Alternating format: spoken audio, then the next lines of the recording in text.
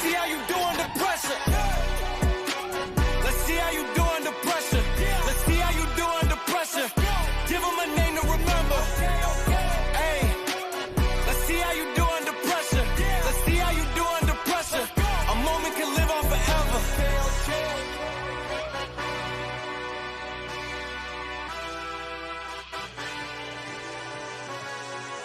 The wait is over. Welcome to Whittles Field. It is the final game of the MIAA season. Mcdana and Spalding will battle for the A Conference title. For Spalding, they get to host this game as they look to complete a four-peat against the last team to beat them in the state of Maryland. Mcdana. I'm Tyler Lochte. He is Jordan Johnson. It is so great to be here with you tonight. Jordan, what does Mcdana need to do to pull the upset? They just need to throw the ball on these Spalding DBs. Braden Pelosi's 6'4", got a big arm, one of the best in the conference. They're gonna have to execute, throw the ball past these Spalding DBs because it's a tough D line to go up against. Obviously, these two teams play in the regular season. 35-13 went Spalding's way, but this time it's here at Spalding as opposed to being on Mcdonough's home field. Should be a fun one. Absolutely. As the captains go to the middle of the field for the coin toss, there is so much talent on both of these teams. Plenty of guys that are going to be headed to college. I think tonight for Mcdana, it really starts with their defense, Jordan, and boy, do they have some talented players. Nick Abrams leads the way. He's headed to Georgia. Yeah, he's the party starter. 65 tackles, 9 tackles for loss on the season. It obviously runs through. That defense runs through him, but he's going to have to get some help from the other guys as well. Caden Cashman does 3 interceptions from that linebacker spot. They're going to have to do their best at confusing Brian Snowden a little bit, tricking him into some interesting throws, potentially causing some turnovers. Abrams is not the only 4-star on this defense. They've also got big Joseph Buchanan, who basically lives in the backfield. No doubt he's going to be all over the backfield. He's going to try and stop this Spalding tandem of Cam Pinson and Antonio Ledbetter. Should be fun to kind of watch strength on strength there for both sides. And then let's talk about this Spalding defense. They're led by Sean Johnson, who's headed to Florida State. No doubt Sean Johnson, the leader of the defense, really gets it done in the secondary and allows that Spalding defensive line to get home. Of course, that Spalding D-line led by Joey Sheffers out of the linebacker spot. Also gets help from Ethan Boston and Justin Snell as well. So Mcdana is set to receive. That means Mo Lonergan, the senior, playing his first year of varsity football with Spalding, is set to kick it away from the 40-yard line. What a night of football we have in store for you. Back deep for the Eagles, it is C.J. Davis.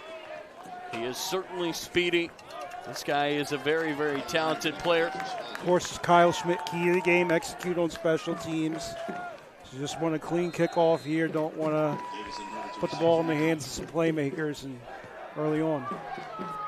Kick is away and into the hands of Davis. We're underway in the championship game, and Davis is pulled down inside his own 15-yard line. Mcdana backed up to start the championship. That's a way to start off things on special teams, is pin them in their own territory. Well done. So that will bring out the 4-year starter for this Mcdana program, Braden Palazzo, the senior. He's got D2 and D3 looks. This kid is really, really talented. 207 yards and 2 scores. Big 6'4" lefty, 17 touchdowns, 6 picks on the year. Expect him to test this Spalding secondary early. First snap of the game, Palazzo keeps it. He ran it 14 times against St. Mary's, and he moves Mcdana ahead of the sticks. There on first down. Or he could test the D-line in the run game as well. Obviously, the dual threat, you're seeing that athletic ability from Palazzo early on. He's a fun player to watch.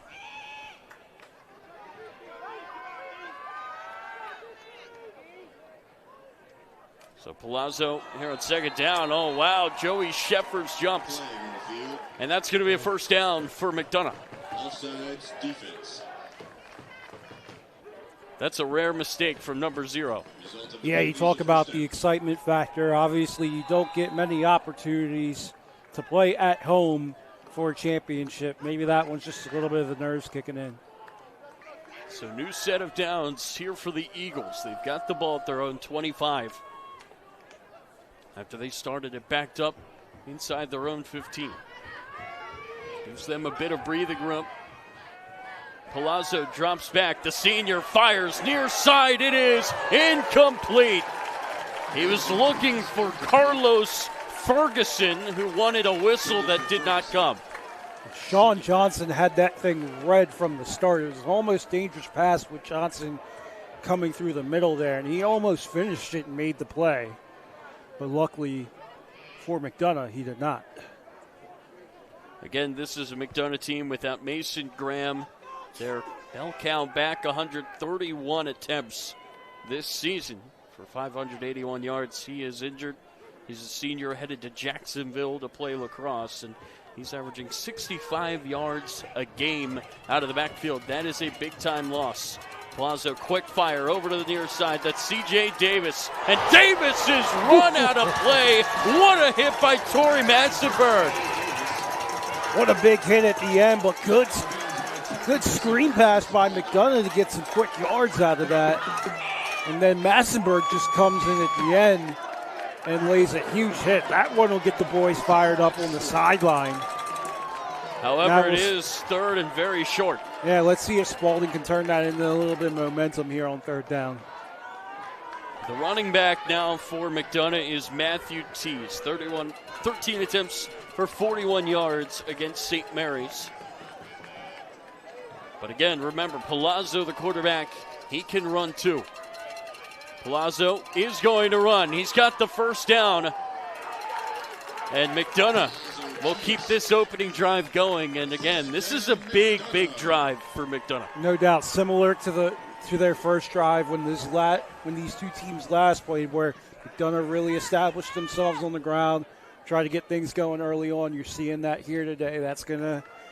First drive is going to play a factor. If we saw anything last time, obviously getting that early score. It was a slow start for Spalding the last time these two teams played, so Mcdana looking to continue that. Handoff is going to go to Tees. He's going to try to bounce forward, but he's only going to get a yard.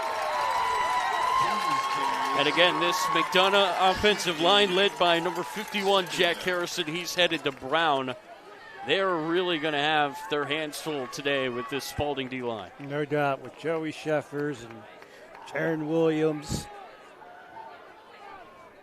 Just guys that can flat out make plays, but this Mcdana offensive line looks up to the challenge so far. 2nd down and 8 here for Mcdana. Palazzo trying to go with the hard count there, looking to get 5 free yards for this Spalding defense that's already jumped once. Palazzo fires near side. It's short. Ferguson was open, and it's a miscue from the quarterback. Rare miscue from Palazzo at that. Yeah, that's one that Coach Hakeem Sewell would like to have back. They had the look that they wanted, Jordan, just could not connect. And put Spalding in a favorable third down here.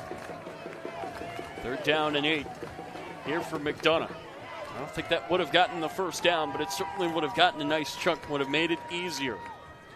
Mcdana looking over to their sideline, making sure they've got this play right. Clock stopped at 9:27. Palazzo takes the snap, drops back to pass. Pressure comes. He's going to try to pick it up with his legs. He dives across the 45. He's going to be about 3 yards short, and now it's decision time for Hakeem Sewell. You have that 3rd and long. Good job by the Spalding DB's cover, forcing Palazzo out the pocket. He just scrambles and gets what he can. And a big 4th down here, going for it. This Mcdana offense staying on the field. Interesting call here.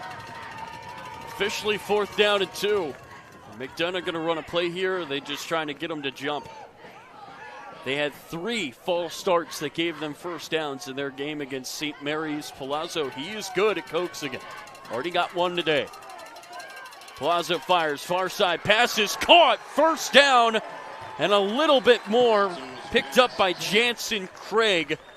Frustrating day for him against St. Mary's. Just 1 catch for 9 yards, dropped a touchdown, but that's the start he needed to get back on track. No doubt, certainly needed that start, and they picked on Jonah Lewis, the DB, and all he had to do was finish that tackle, and unfortunately just got away from him there. Jonah Lewis leads the Spalding defense coming into this game with 70 tackles, 50 of them solo, and he is on the board tonight, but not before Mcdana pick up a first down. Eagles have it at the 50. Handoff is faked. Room for Palazzo. He dives forward. He is a yard short of another first down. That's exactly what the doctor ordered, Jordan. Just stay ahead of the sticks. No doubt. That's exactly what Mcdana wanted to do, is play ball control offense. Obviously, a guy like Palazzo, the athlete he is, so far, so well. Again, I talked to Coach Sewell just yesterday, and he told me, things are going to break down with this D-line, and he's really looking to Palazzo to use his legs. So far, he's done a really good job at that. No doubt. That was something that the last time these two teams played, Spalding did a good job of containing. So early on here, Mcdana, you can tell they've made their adjustments from the last time these two teams played, and it's showing here on this first drive. Mcdana are just waiting here for the call, and now a whistle and a timeout for Mcdana. They just needed a yard, and now I guess they're going to talk things over. Not sure about that timeout. You would think you would want to keep it.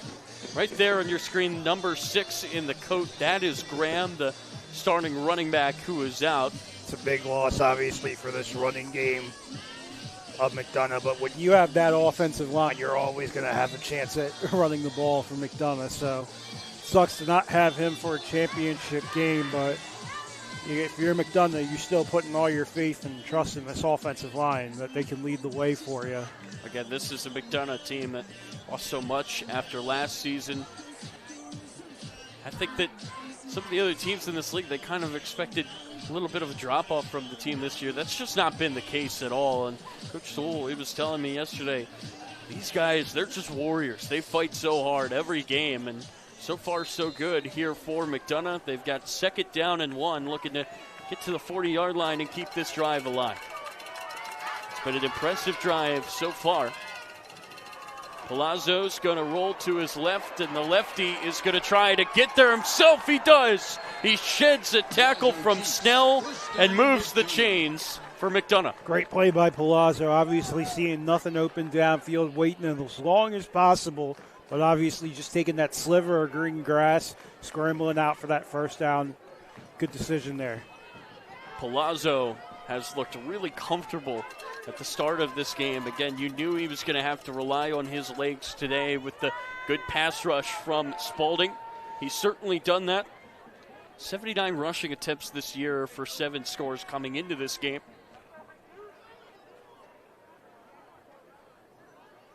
And again, Mcdana trying to take their time here for every snap. Another fake handoff, and again, it's Palazzo.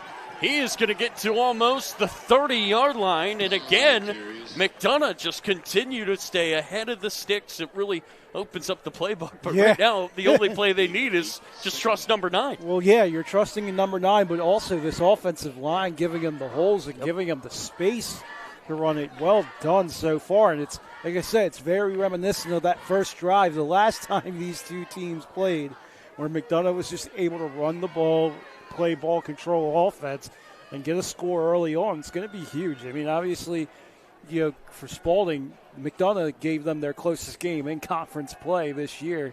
Granted, 35-13, but Palazzo throws near side and incomplete, and that stops the clock. And again, I think it's interesting even when the clock is stopped and there's no need to just run the clock down. I think Mcdana still wants to go slow just to keep their tempo. Absolutely. I mean, you're only in the first drive of the game. You still want to, again, you're playing to your game plan. You have to play to score, not necessarily to keep Spalding's offense off the field. Now, if that comes as a complement of scoring, then great. But you're obviously looking to play at your pace and get a score. 4 down territory here, you would think, for the Eagles. They need 3 yards. Palazzo fires it low, and it's dropped by Ferguson. Again, Palazzo would have liked to put that pass a little bit higher. You can see Ferguson raising the finger there. No He doubt. had Ferguson open, just could not put it where it needed to go. Yeah, the rare miscue between those two. You don't see that happen too often. You know, Palazzo wants that throwback. Biggest play of the game so far. 4th down and 3 for Mcdana, looking to keep this drive alive. Handoff goes up the middle for Tease, and he got it. Tease carries. Gutsy play call to give it to the junior. He got a first down, but there is an injured McDonough lineman down. Official timeout. So the officials stop play as the lineman is being looked after here. But again, more importantly for McDonough right now is just making sure that their guy is okay, Jordan. I know you get the first down, but I mean, this O-line has really been humming, and you've been making that point. If one of these guys goes down, that kind of throws everything off. No doubt. Obviously, you talk about the offensive line and just how they work as a unit. And so even one guy potentially going down could affect that chemistry. You can see Jansen Craig down on the knee, and everybody on this McDonough offense just looking on. Just hope he's okay.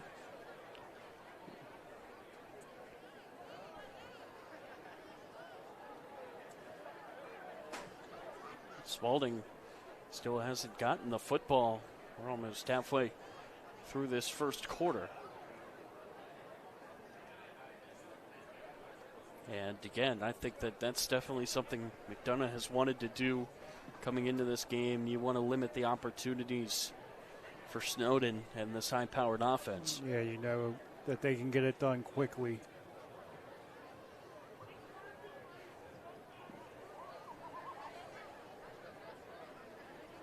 The injured player is A.J. Flowers. He is now sitting up, and that's good to see.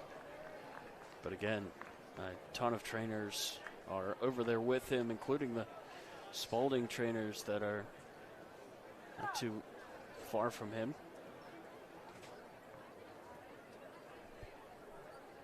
A.J. Flowers, the senior, one of 2 seniors that start for this McDonough line, and it's great to see him up and walking off the field. No doubt, that's tough. Your big right tackle goes down because to a lefty quarterback, that's obviously his blind side. But again, good to see him walking over there. Timeout for measurement.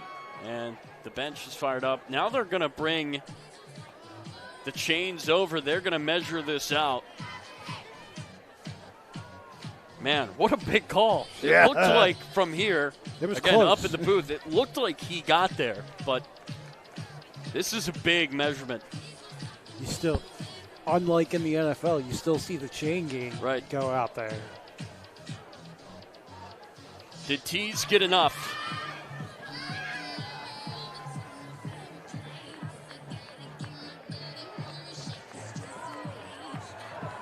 Yes, he did. Comfortably, too.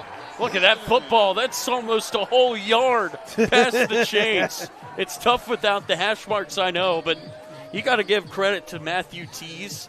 It's hard to run right into the teeth of that D-line and pick up what you need to get. Not only give credit to Tease, but give credit to the lineman that pushed the pile behind him. So the lineman that's coming in to replace Flowers is R.J. Cruz. Just a sophomore, and now he's playing in the biggest game of his life. Ooh, they almost got Spalding to jump there. It's mighty close. Jack Harrison, by the way, the senior that's head to Brown, has moved into that right tackle spot, Jordan. Palazzo looking downfield over the middle. He got Ferguson for a second, It got knocked away. Chase Smith in coverage. Dangerous pass for Peloso there, throwing it in double coverage. His receiver, Ferguson, almost comes down with it. You've got to throw it in the window. Man, he hit Ferguson on the numbers there. As a quarterback, you're going to make that pass. That's the spot you want to put it in. Chase Smith just with an incredible play. Yep.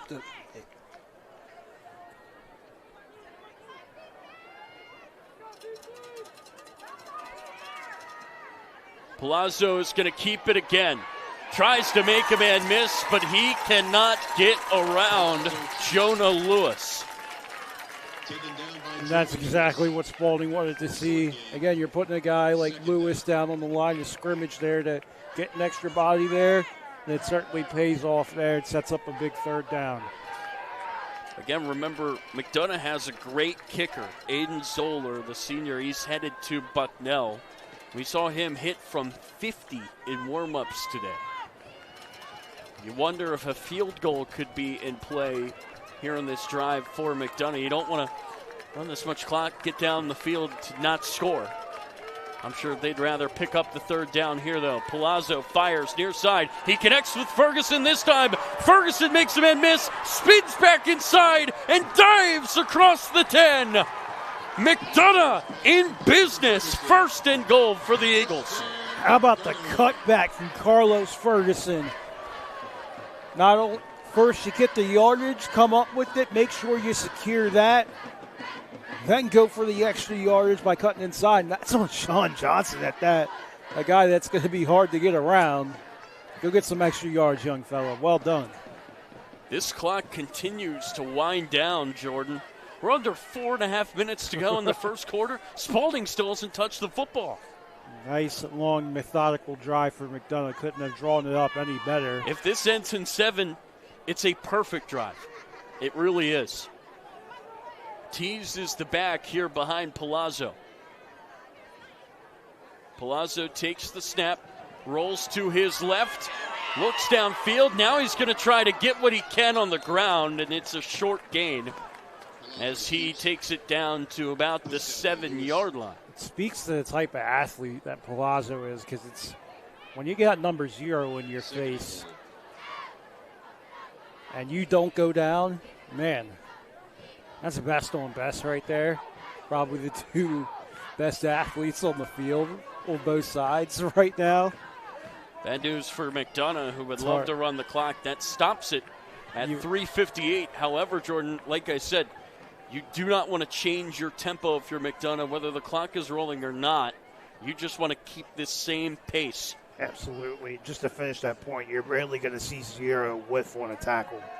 Palazzo steps up. He's going to try to find the corner, puts his head down and gets awfully close. He's going to take it inside the 5. And now you got to think McDonough's going to have 2 cracks at this. No doubt. Good closeout there by the Spalding defense, not letting them get in. And, 2 cracks.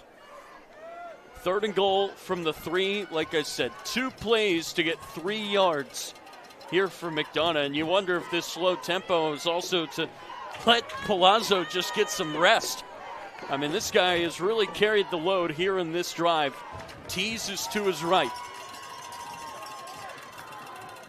3rd and goal here for Mcdana. They look over to the bench.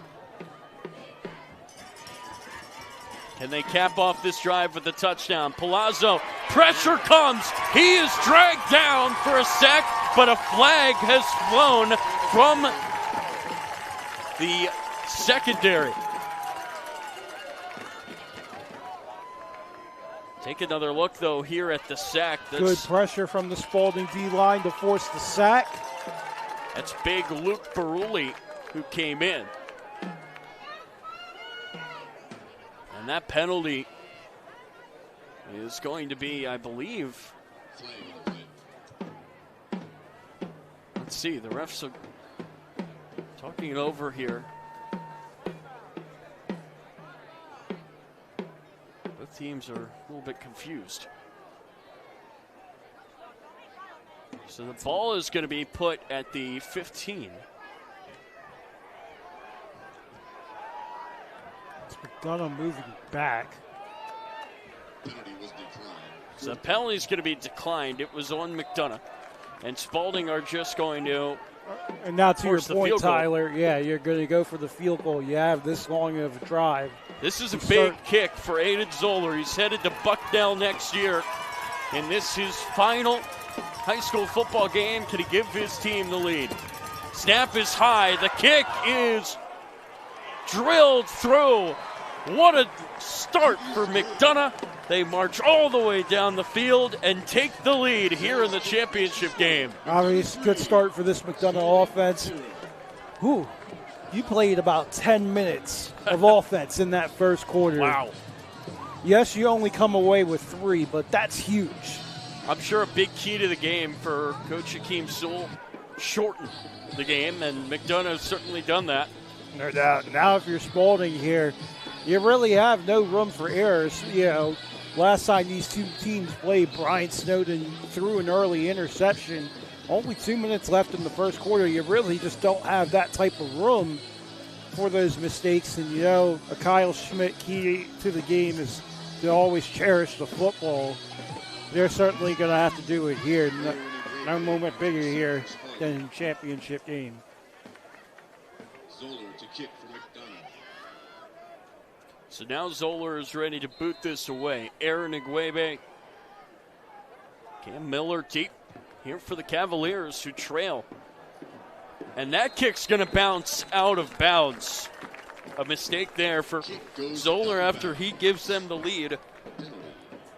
Some good field position for Spalding to start. And we know their quick playability on offense, so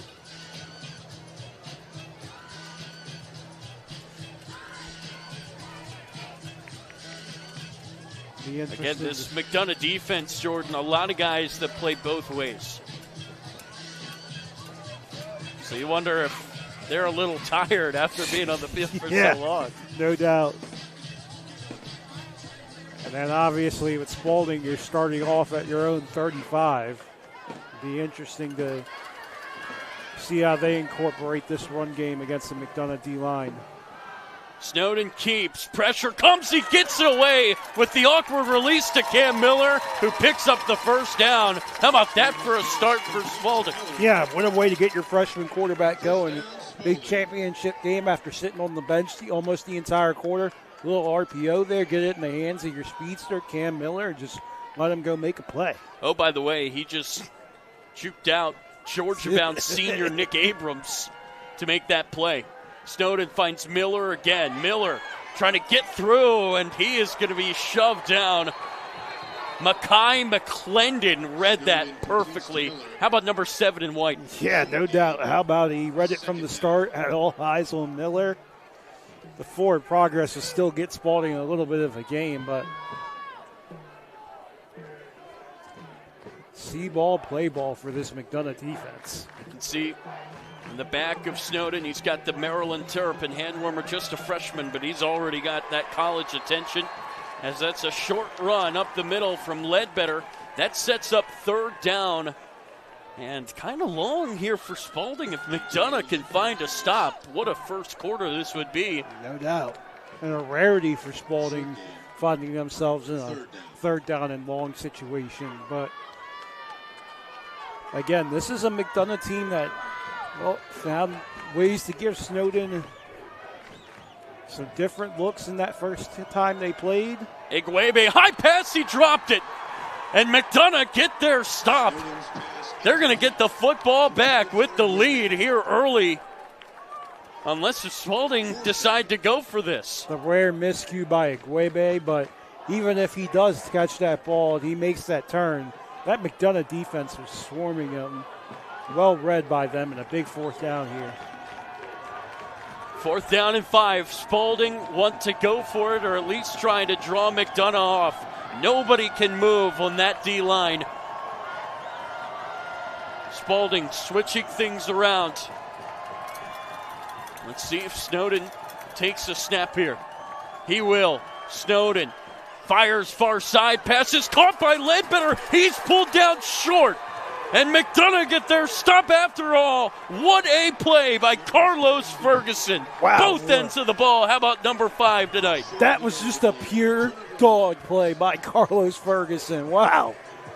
The quick pass to David Ledbetter, but Ferguson all over him. Ledbetter's trying to go for the turn to get the first down, and Ferguson says, Jordan, that's a guy right there. And Ferguson, you think this Mcdana team doesn't believe? Oh, they How about believe. that? Right. I mean, listen, it was 35-13, so the last time these two teams played, you might look at that on the scoreboard and say, not exactly close, but it's the closest that any MIAA team has played Spalding all year long. Spalding just has not had trouble with teams this year. Palazzo trying to find some running room. He lowers his head, gets the first down, and how about Mcdana just picking up right where they left off that last drive, Jordan? Right. With power football from their quarterback. No doubt. Just how about the creative play design there, allowing your quarterback to really have some options there. This time he just simply takes off and runs. Well executed game plan so far for this Mcdana offense. It kind of feels like Palazzo's the only guy that doesn't play defense, too. He needs to rest when his defense is out there. We're into the final minute now of the first quarter. How does this Spalding team handle adversity? It should be said, Spalding was down 7-0 after the first quarter to Mcdana last time they met. Plenty of time.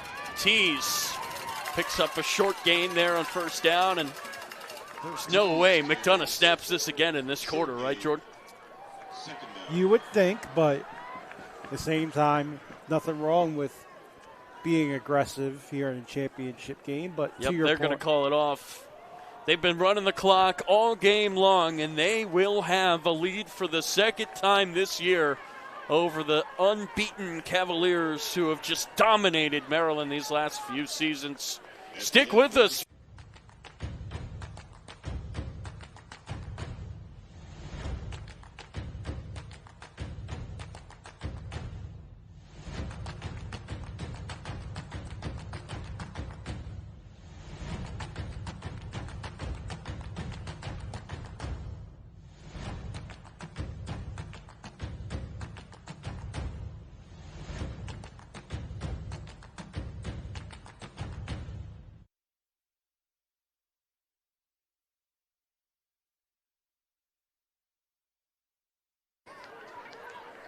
And we welcome you back to Whittles Field. How about this for a start? Mcdana with the football and the lead as we start the second quarter. What have you liked from the Cavaliers, Jordan? for McDonough, it's been ground and pound. For Spalding, it's how do you respond to this adversity? I mean, you didn't really get much going in the first quarter on offense. McDonough took about 10 minutes out of the 12 in that first quarter just by keeping this ball on the ground. Expect to see more of that for the Eagles, excuse me.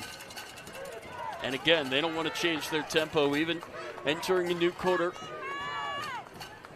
They let the clock run out the final 2 seconds there at the end of the first. It's second down and 9 here for the Eagles. Palazzo, he's going to drop back to pass. Pressure comes. He is swallowed up. The big fellas get back there. Brock Frisbee and Jaron Williams meet right at the quarterback, have a nice little quarterback party there. And you knew this D-line was going to get home at some point to Palazzo. And that one was a big stop there, setting up a big third down here. For a defense that was on the field almost the entire quarter, they desperately need to stop here. And Mcdana needs a big play. They've got to get all the way down to the 34-yard line. They are just inside the 50 here. But there are plenty of weapons at Palazzo's disposal. The senior takes the snap. Pressure comes again. He fires it just low for the diving C.J. Davis. How about Spalding dialing up that blitz there on defense from the safety spot, coming down, forcing a throw that I don't think Palazzo wanted to make. Well done there on third down. Yeah, I think that might be the plan for Spalding from now on, just trying to throw guys at the quarterback, Palazzo, make him beat you with his arm. Yeah, because no we've doubt. seen a few misfires from him tonight. Well, with the front Spalding has, they really don't have to dial up those blitzes as much, but when they needed to, they executed. Fair catch by Aaron Igwebe inside the 20. Now, Solid punt there by Zoller. He has really done well today, had the field goal, and now a good punt to flip the field. no doubt, now for Spalding on offense, you need to have a similar drive as McDonough had in that first quarter where you play ball control yourself. Of course, Kyle Schmidt wants to cherish the football, obviously, but your defense needs a break. And so, as much as we talk about how quick hitting and running shoot this Spalding offense is, wouldn't be shocked to see them sort of keep it on the ground and play ball control themselves a little bit. Ball goes to Ledbetter on first down. McDonough, looks like they expected that. Yeah, and guess who? Nick Abrams right there in the middle of that. What a surprise. Not. The two guys to watch in this McDonough defense, the man they call Agent Zero, Nick Abrams in the middle, and number 44, Joseph Buchanan. You can see him up there with the sleeves. Both of those guys are going to be playing power football at the next level. And again, this is a McDonough team that's got to have some confidence right now with how this game has begun. Ledbetter takes it again. Oh, look at Abrams getting in there and making the play. Again, a guy that's all over the place. And he's in got the something to backfield. say to that Spalding bench. He's saying it's not going to be easy today against me. And now it's 3rd down and 10. Again, you rarely see Spalding in these spots, but how do they respond on a big 3rd down? Snowden takes the snap. He's going to drop back, throw near side. Igwebe, he did make the catch. Question is, did he get enough for the first down? I don't think he did. It's going to be 4th and short here for Spalding. They're going to keep the offense out there. I wonder if it's just to get McDonough to jump. Because if you don't make this, you're putting McDonough deep in Spalding's territory. It's a big boy call here on 4th down. Let's see if Snowden can get them to jump. And you're right. This would be a really gutsy call for Kyle Schmidt. It's 4th down and 3. It's not like they just need an inch. Snowden claps his hands again. Offense looks over at the bench again. Yeah, and it's going to be a timeout called by Spalding. Yeah, and McDonough's defense has every right to be fired up. Yeah, no doubt. Obviously, great keeping stout. Don't take the bait. And I think if you're Spalding here, unfortunately, you have to punt. Because you just can't take that risk of putting McDonough that deep in your territory. Yep, the offense is off the field. It will be a punt for Mo Lonergan. And again, talking to Coach Hakeem Sewell, he told me this team, they love to be the underdogs. They love that aspect of this game where nobody believes in them. They've got to go on the road, and he thinks that's when his team's at his best. I mean, and so far they're proving him right. Obviously, with the long drive in the first quarter, getting off to that start here in second quarter and getting the ball back right away. Lonergan, who has not punted much this year, boots it away. And talk about a clutch catch there for Matthew Tees. Yeah, smart. Four guys in his face. Right, a smart, fair catch at that. Yeah.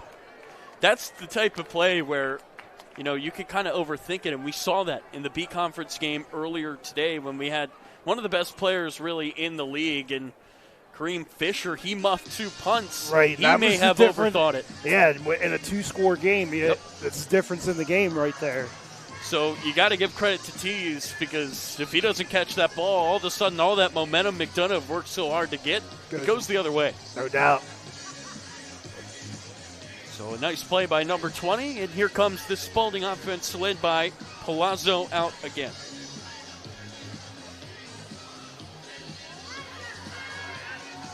And again, let's see, Spalding did a good job of preventing Palazzo from using his legs in the last drive.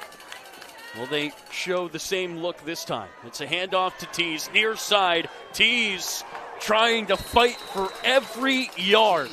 Looks like he gets to around the 45-yard line.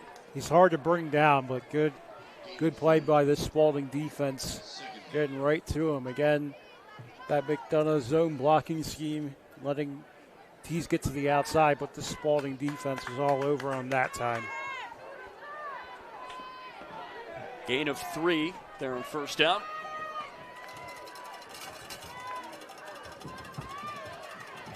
Palazzo to the hard count. Now he's going to look over to the sideline. And again, McDonough, we've seen this all game long. They're in no rush. Palazzo fires it quickly over to the near side. It's caught by Davis, and Davis is wrapped up. Big play by Torrey Massenberg. They're saying, hey, you want to play this game on the outside of the numbers. We can do that too. Again, it's a quick screen, but Massenberg wasn't going to be fooled there. Gets off his block quickly and makes a good play there, setting up a big third down here. By the way, good to see A.J. Flowers back in the ballgame. He's big number 74 there. He was the player that game had to be stopped because he was down. That clock still running down. Palazzo running to his right. He's going to fire it. Caught for a first down by Ferguson. Man, he's just making big play after big play on both sides of the ball. Third down Ferguson there. How about him? Again, I think Palazzo had to get that ball off a little bit earlier than he wanted, but nevertheless, Carlos Ferguson coming in clutch, making a big play, getting McDonough first down. Ferguson was the go-to guy for McDonough against St. Mary's. How about this stat line? 6 catches for 76 and a score against the Saints. That'll do. Keep feeding 5 if you're McDonough. He also has a big fourth down stop tonight on defense. And again, Palazzo barking out instructions to his guys, making sure everybody's on the same page. Palazzo fires far side. Pass is going to be caught. Breaking free. Far side is Craig with a huge gainer. And now the passing game working for McDonough. You felt like at some point the way this running game was going, it was going to set up the pass, and now you're seeing it on this drive. This one's just another quick hitter. Jansen Craig making a play, then getting away from the DB and Smith. And that's dangerous for both sides. Now Tees on the run. He's the type of guy that just invites contact, Jordan. No doubt. He's a guy that doesn't want to go to the ground, and you're seeing it there. The kid's playing with some heart. And again, I think when you start strong as a team, everybody just has a little bit more fight, a little bit more hunger. When you start to feel like, all right, you know, this is starting to become a little bit real. This is a Spalding team that has not lost in the state of Maryland in years. I mean, you arguably consider McDonough their biggest rival in football. Yeah, not since 2021 have they lost in Maryland. Palazzo firing, caught again by Ferguson.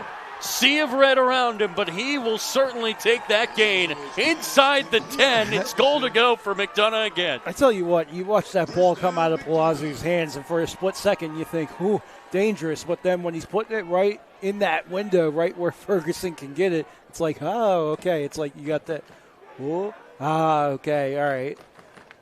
So great. You see the chemistry between those two there. And that's on display and working well so far here tonight. You can see the crowd overflowing out of the bleachers and behind the net, behind the end zone. Some movement here for McDonough. Palazzo rolls to his left, fires to the end zone. He finds Caden Cashman, and McDonough are rolling here early. Great play design there. Get your quarterback out on a bootleg. Lefty quarterback going to that left side. Get your receiver, Caden Cashman, open. And he cashes out with a touchdown. This is the largest deficit faced by Spalding against a team from this state since 2019. Unfamiliar territory for the Cavaliers right now. Hakeem Sewell, he was telling me this is a group that believes. And Jordan, they're playing like it right now. No doubt. They're playing with some heart, hustle. And now, for Spalding, how do you handle this adversity? High snap again. Oh, the extra point is no good. Off the side of the post and down. Unbelievable. It's hit the upright, and that's a D1 kicker, Aiden Zoller, and that's huge. Should be the little things if you're wondering what's going to jumpstart Spalding in any way. Well, could be the little things. Get another look at the touchdown again. How about the play design there to get your running back open? Again, lefty quarterback, lefty bootleg. Caden Cashman, Well done. he had just one catch against St. Mary's. It went for 53 yards, also caught a 2-point conversion. But that is huge. Now, the snap was high on the extra point, but that could really change this game. No doubt. It could just be something little like that could get just a little bit of momentum going Spalding's way, but we'll see how they respond here on offense after 2 lackluster drives. And now it's McDonough's student section chanting, "We can't hear you." Cam Miller catches it in the end zone for a touchback. And maybe a little bit of momentum going back to Spalding on that missed extra point. That's the 3rd missed extra point by McDonough this year. However, blocks have been a bit of an issue for them. Yeah, but if you're Spalding, you don't deviate too much from the game plan offensively. I think you're pretty much the entire playbook is still open here, and you just want to keep the chains moving. You're not necessarily looking at the score here.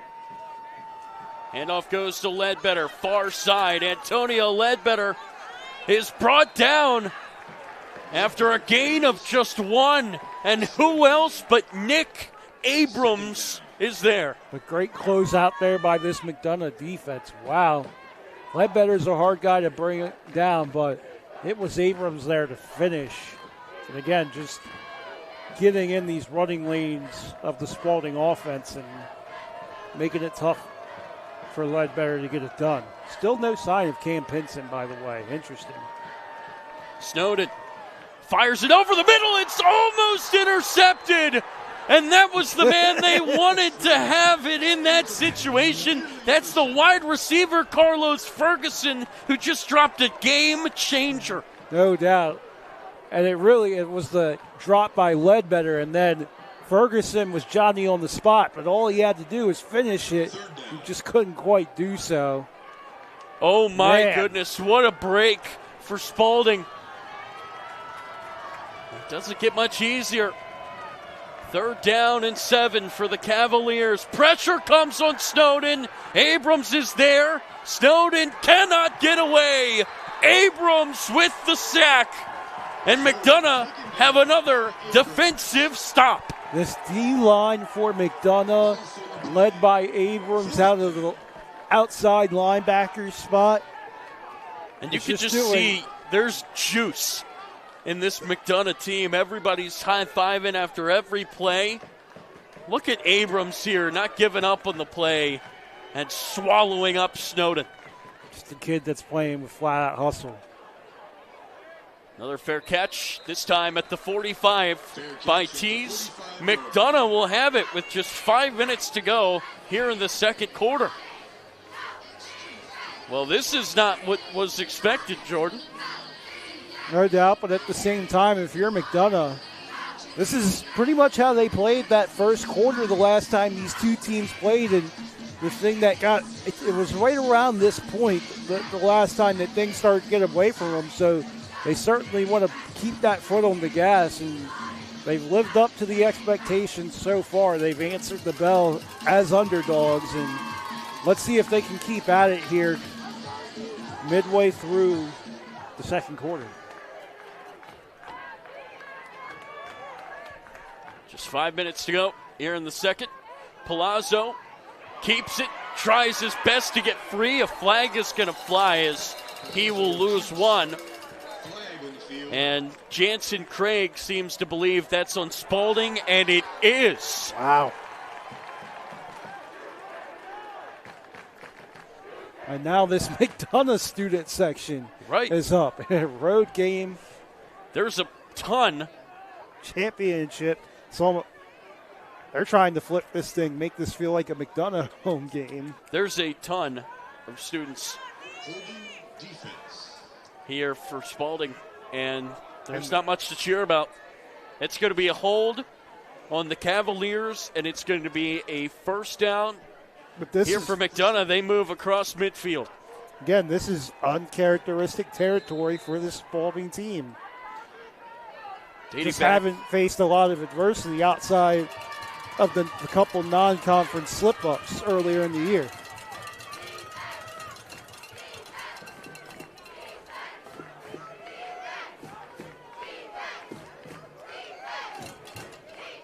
Again, the last time Spalding lost a game in Maryland, Malik Washington was just a freshman. Palazzo, far side. He's got Ferguson for another first down. And those passes are really, really starting to connect. No doubt. Well, it was the run game earlier in the game that kind of got this Spalding defense to jump up, and now here's the payoff is that you can pretty much throw the ball and be able to dictate things, do what you want. McDonough's in a sort of perfect spot here. I think if you're Spalding, can't believe I'm saying this given how they've played all year long, you just want to get to the half. Yeah. Remember, Spalding does start with the football in the second half. Obviously, you'd like a stop here. You don't. You're talking about a potential 3-score game here if McDonough gets this done and maybe gets aggressive. Handoff goes to Tees, far side, and he's going to get a nice gain there on first down again. For McDonough, the key has been just stay in front of the sticks.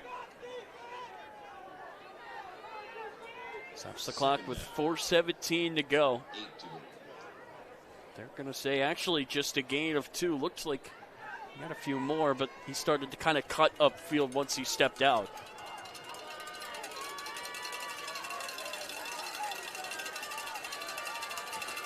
Plenty of options on the outside here for Palazzo. He's going to fire it. Pass is caught by Ferguson. Was it? I think it was. Refs are actually going to say no. Let's take a look. I thought that might have hit the ground first. Yep, right. Yep. Hit the ground right as it hit the number. Oh, never mind. In the He body. wasn't even hanging on to it. I couldn't see the ball moving away from him. And another, what feels like big third down here. Now that Spalding student section starting to get going, realizing the importance of this third down.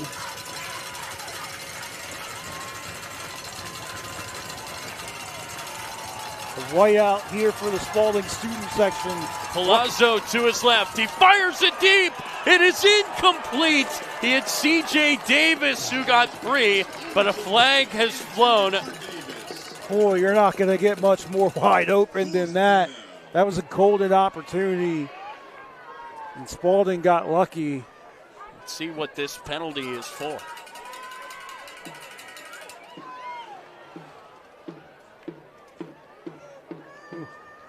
Spalding got very lucky that McDonough wasn't able to convert. Well, McDonough's going to bring out the kicking unit here to try a 45-yard field goal. Man, this would be nice redemption for Aiden Zoller if he can find a way to knock this through. Both snaps have been high tonight so far. This one's high again. But the ball gets placed down, and Zoller missed it wide right. And now there's juice for Spalding. This is your opportunity here for Spalding.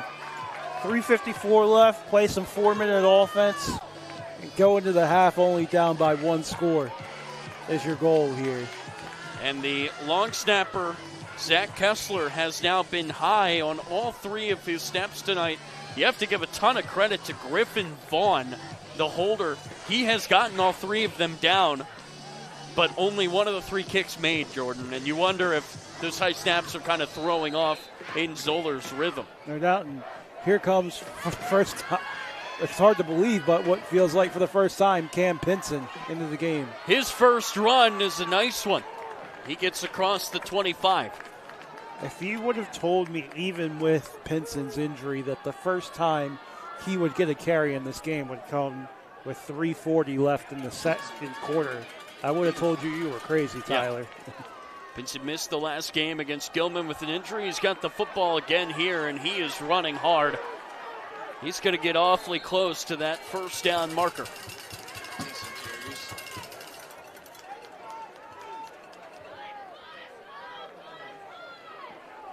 I think he's going to be marked just short. The officials are going to stop the clock at 3:12. They want to bring out the chains. Yeah, nice to see the chain gain here in high school. Everything's so digitalized, the next level. They still got the classic chain gain. There's definitely a purity to it.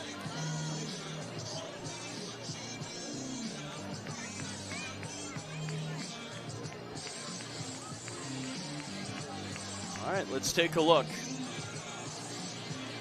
Okay. First down.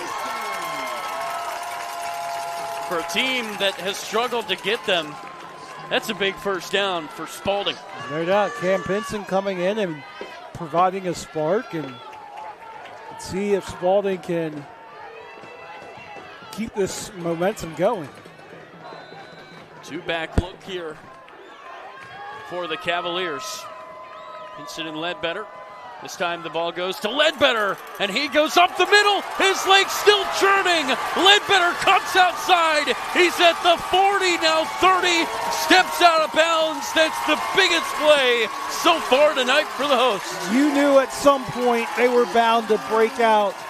And again, having both backs on the field just allows the blocking lanes to get set up. How about Cam Miller at the top of it? Setting that block that really got Ledbetter going. That was a missed tackle by Nick Abrams. You will not see that much, but that just shows how good Ledbetter is. He's hard to bring down, Jordan. No doubt, and much needed gain for Spalding. Some juice in this home crowd finally. Now Snowden fires for Jupe, and they connect. Another first down. Snowden took a big hit, but he is up and moving around. The run to set up the play action there. Nice pitch and catch there. Snowden had a window, and he put it right on the money. Now this is more of what we're used to from the Cavaliers. Big plays in a row, and now a timeout's going to be called by Mcdana to try to slow Spalding down. But they're not going to quiet him down, are they, Jordan? No, sir. One of the best crowds in the conference, and you're seeing it now on display there. Obviously, well, what's the difference? Well, Cam Pinson coming in, getting some early carries, getting this Spalding offense's much-needed spark, then obviously Ledbetter with the big run. That's what we're used to seeing out of this offense. What do you think of the timeout there for Akeem Sewell just to slow down the momentum? No doubt, a little bit of a heat check, much needed there. Calm his defense down. Understand that they played pretty much a phenomenal first half. Up until those last two plays. Exactly. So calm down your defense. Understand that this is one drive, and that you're very much still in it. You played a great first half, and just to keep that foot on the gas. And, you know, when you have a guy like Nick Abrams who sort of sets the charge for this defense, it's not a bad reset at all. So Snowden is going to huddle him up. How about the poise of Snowden? Yeah. Down by 2 scores, hasn't flinched one bit so far. In the biggest game of his career, he's really shown something, especially in that last play to Jupe. Clock stopped at 2:52. Furthest downfield Spalding have been all game. Handoff goes to Pinson, and he is wrapped up by Buchanan. And there's all this talk about Abrams. Don't forget about 44. Timeout, well worth it. Yep. They're just allowing your guys to just get a breather there, and that's where it pays off.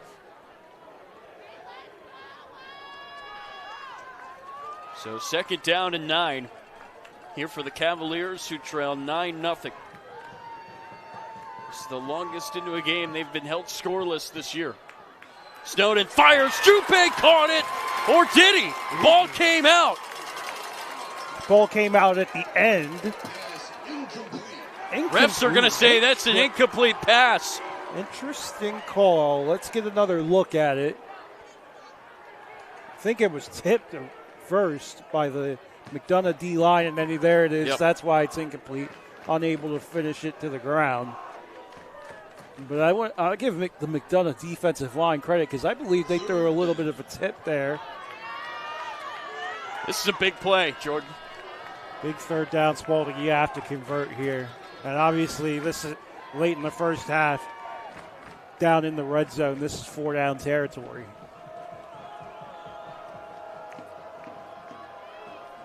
I wonder with the extra point, though, is there a situation where Spalding opts for 3 here? I don't know. They'd much rather convert this third down. Snowden takes the snap. He's going to look. End zone. It's tipped and almost intercepted. Caden Cashman, 2 hands on the football, but couldn't bring it down.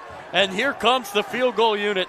Dangerous throw by Snowden. You understand the young freshman wanting to make a play on third down, but that's just not it. He's lucky that didn't get intercepted.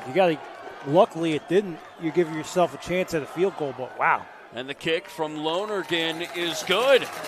So 3 points on the board after the drop by Cashman, and Spalding finally have their first points of this game. Just to go back to that third down throw by Snowden, I tell you, that's one that he's going to look back on and say, I shouldn't have thrown that at all. You're better off just chucking that thing out of bounds. By the way, that's the second drop pick now from this McDonough defense.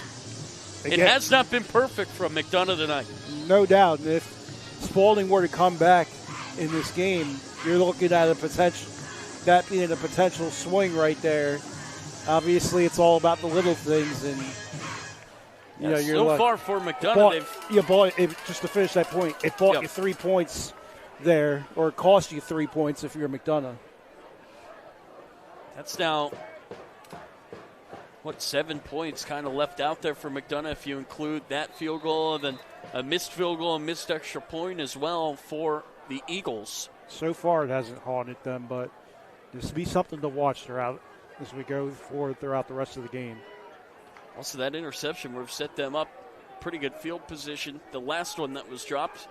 And that ball's going to be hit off of C.J. Davis. It rolls out of bounds, and because it touched Davis, that's really going to back up the Eagles. They're going to be inside their own 10. That's why special teams matters. We'll see if Spalding can turn that into some momentum on defense, but just an uncharacteristic play from Davis there.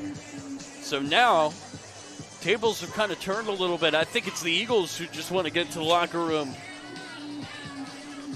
No doubt, a couple minutes left, but we know if there's a team that can keep this thing on the ground and keep that clock moving to get to the second half, McDonough's shown that they have that ability to do that.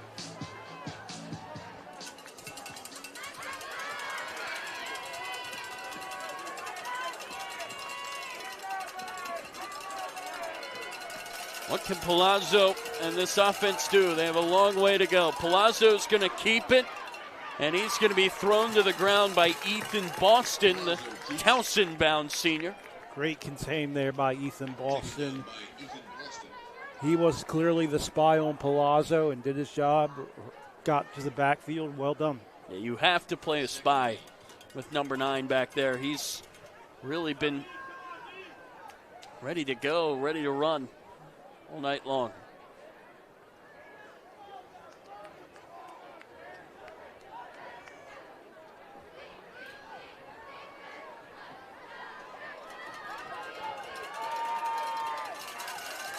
Palazzo hands it off to Tease, and Tease is going to be dragged down. Yeah, that's right. It's going to be interesting to see if Kyle Schmidt calls a timeout. And now he does there, preserve some clock, try and get this ball back for his offense.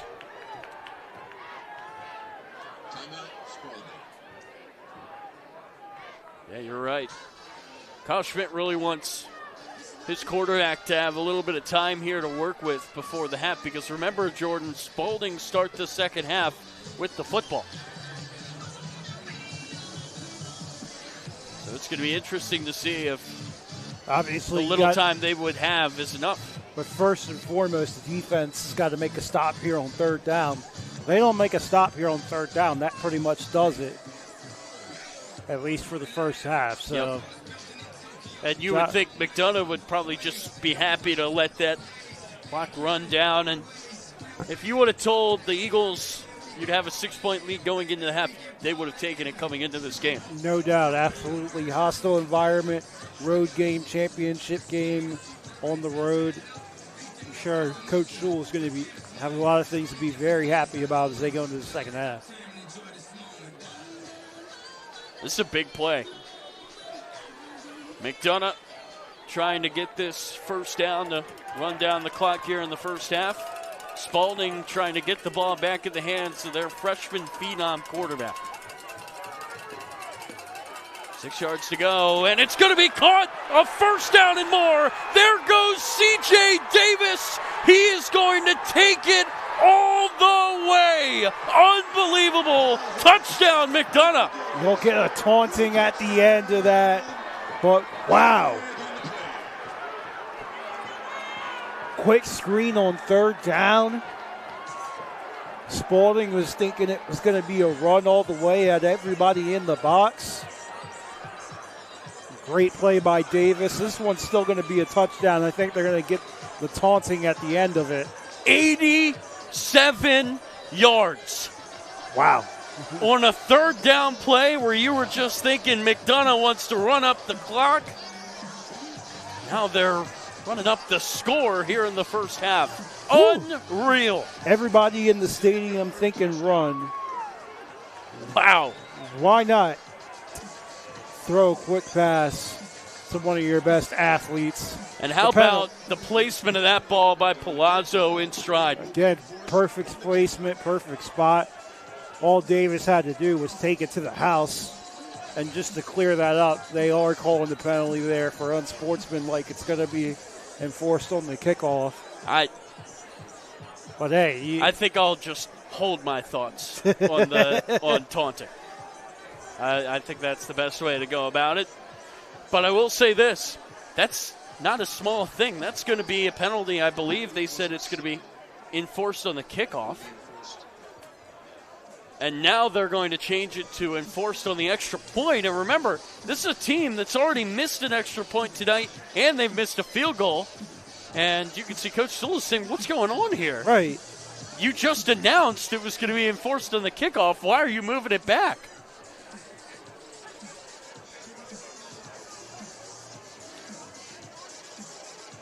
Get a look at the McDonough assistant, Travis Holmes. He was just named the head lacrosse coach there a couple weeks ago. So now it's going to be a 35-yard extra point. It's not a gimme. No. Snaps have been high tonight. This one is good. And the kick by Zoller is through. And I think if I'm C.J. Davis, I'm going to give a number 22 a big hug. And that's also big for McDonough, Jordan, because now that penalty will not be enforced on the kickoff. No doubt. And as we get another look at the touchdown. Look at this ball placement by Palazzo. Yeah, puts it in the perfect spot where only his guy can go get it. Help from the ref. Just make a quick turn. And when you have speed like that and all you see is green grass, that's money. And that's that taunt. Right. Again, you be the judge of that at home. Again, I'll stay out of giving opinions. But again, you got to give credit to this guy. It has not been his night. For Zoller, he's missed an extra point and a field goal. That's a big, big kick, Jordan. No doubt. So Zoller is now going to look to boot this away. And now a whistle, a timeout is going to be called here by McDonough. Interesting. I guess they just want to make sure that they get this right. You cannot allow a return here by Miller or Igwebe. Or you can't kick it out of bounds either to set up good field position. So, again, remember, the last kickoff was a touchback. You want that again. Right. If you can help it. Special teams matters. But again, the question is, how much do you trust your high school kicker, even a D1 bound one, to kick this 60 yards? Because if it's short at all, Ball falls into the hands of 13 or 3. You know they can make a big play. Right. And you really want to do everything you can if you're McDonough to keep this score going into the half. So Zoller is going to try to go for the touchback, and it's to the left and out of bounds. Exactly what you wanted to avoid.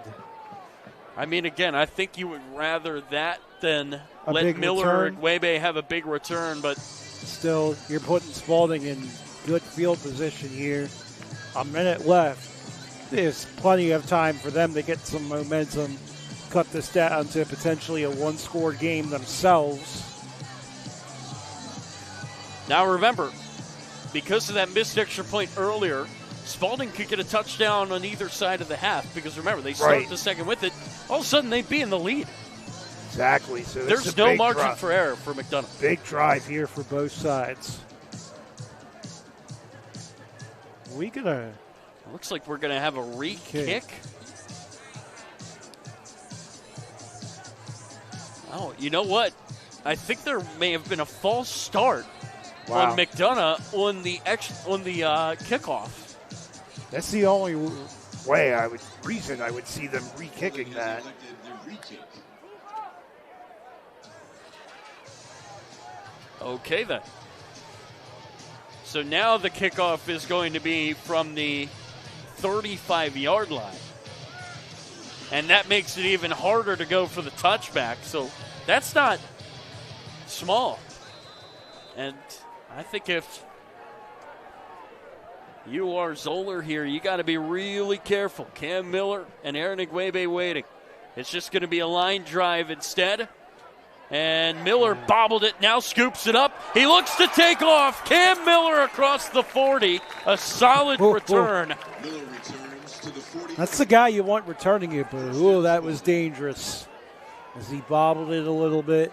Obviously, finally able to secure it there and get himself some decent yardage, but it's dangerous there for a second as he bobbled it. 56 seconds. Spalding would love to find a score here before the half. McDonough looking for a stop. Snowden near side. Pass is caught by Igwebe, who immediately gets out of bounds. Good comeback to that football by Igwebe. Not the best throw from Snowden, but good play by the receiver coming back to it. Second and short. So he is just shy of the 50. Stops the clock in 52 seconds. Snowden is going to look long. Buchanan flies in. Now Snowden fires. It was tipped by Abrams. Good play getting out of that by Snowden. For a second, Third and short. it looked like Buchanan hobbled a little bit. But how about the play by Abrams to tip that? I think Cam Miller had a chance to make a catch. He did. And Abrams was Johnny on the spot tipping it. You got to Now give third credit down. to those guys right there. How about the D-line for McDonough? No doubt. They played very well. Very good contain outside of the Ledbetter run. Now this sets up a big third down here.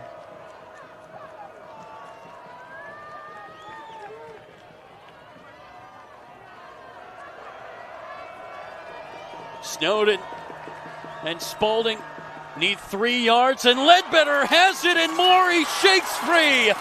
And finally, Abrams takes him down across the 35. That's what we're used to from number 6. That was what we're used to from this Spalding offensive line. It was really the tight end there getting in there in Bradenkamp and setting that initial block. And then Ledbetter follows behind. Snowden fires deep for Igwebe. Oh, my! What a catch! Touchdown, Spalding! Unreal! Are you kidding me?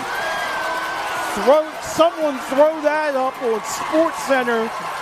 Wearing the number 13, he absolutely went and Odell'd that thing. Wow. You want action? We've got it on Championship Saturday. Whew. As good of a catch as you'll ever see from the future Towson Tiger. The kick from Lonergan is good. Let's take another look. Put this to music. We're going to see that one on Instagram in a couple hours. Jeez. Oh, my goodness. Giving Odell Beckham a run for his money. That is as Go good up of a and get it, catch young fella. as I've ever seen. Aaron Igwebe is a special, special player. That's his 10th touchdown of his senior year. And then more importantly, it just ignited this entire stadium, Tyler. And this game has just been changed completely. That's what big-time players do. They make big-time plays, and that one's going to ignite everyone here. Wow. You knew it was going to be a special night. And now how big is that missed extra point? Yeah. Man. Aaron Igwebe. How happy is Towson when they see that tape? Oh, man, they've got a monster. That's the type of tape that might get you some Power 5 offers. That ball is going to sail into the end zone.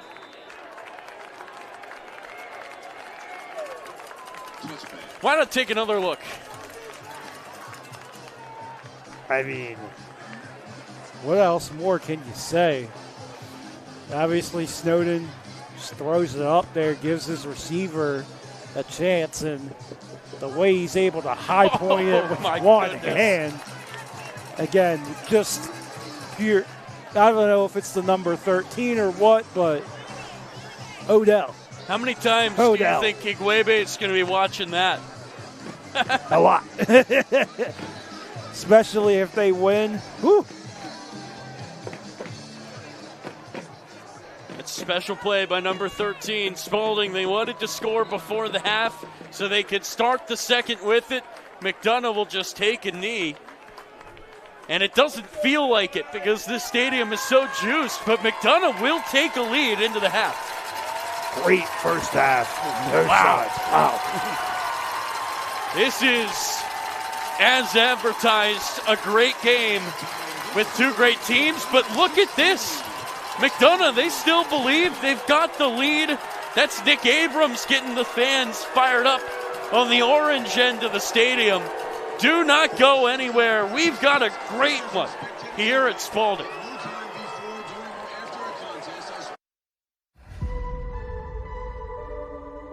There's a certain type of warm, welcoming environment. That's not only what I thought as a student, but as a Spalding alumni. That is what the community feels like. Feels like I'm home. When I first went here in 1966, there was a home ec lab, and now there is a robotics lab. It's obviously changed so much, but it's still the same.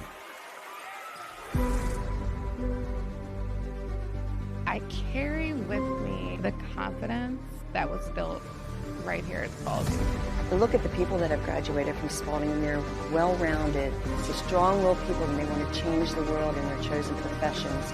I can see through my children, and I'm now hoping my grandchildren's eyes. We're all part of something special. A legacy. When I was looking for a school, I was looking for a place that would take me seriously. Somewhere that felt alive. Spalding taught me to be a part of something bigger than myself. I'm very excited about my future. I've been inspired. I've been pushed. I was allowed to find my voice and thrive. When I think back to my time here, I felt prepared for life. The education, the experience. If I had to do it all over again, I would not change a thing. And I want that same feeling for my kids.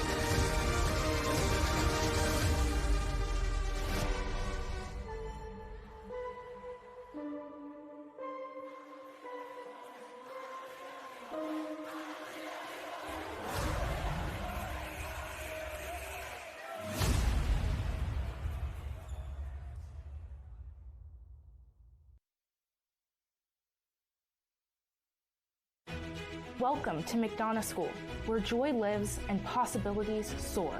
Here, each day brings new discoveries and opportunities to grow. It's not just about the next few years. It's about building a foundation for life.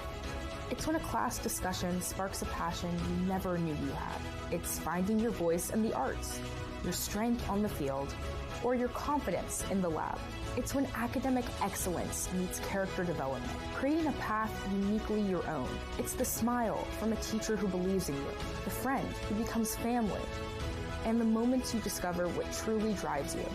It's giggles on the playground, all school spirit days, lunchtime gatherings on the green, and aha moments on our beautiful 800-acre campus. It's that feeling of belonging you can only describe as home.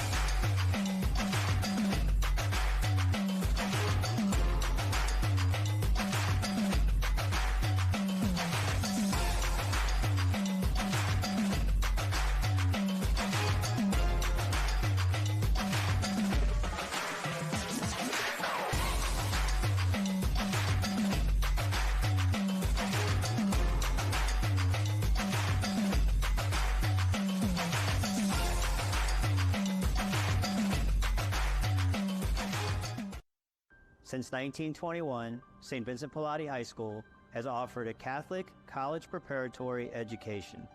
With a small and supportive school environment, students enjoy a wide range of learning opportunities in academics, athletics, performing arts, and extracurricular activities.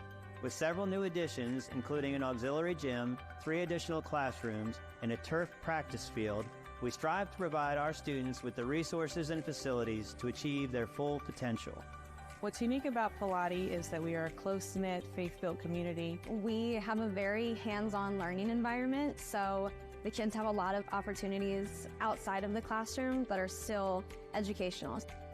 Pallotti has helped me on my educational journey by providing me with great teachers, great resources, and a community that supports me in anything I aspire to do. It feels like you're really part of a family. The spread of classes, extracurriculars, and sports is that of a larger school.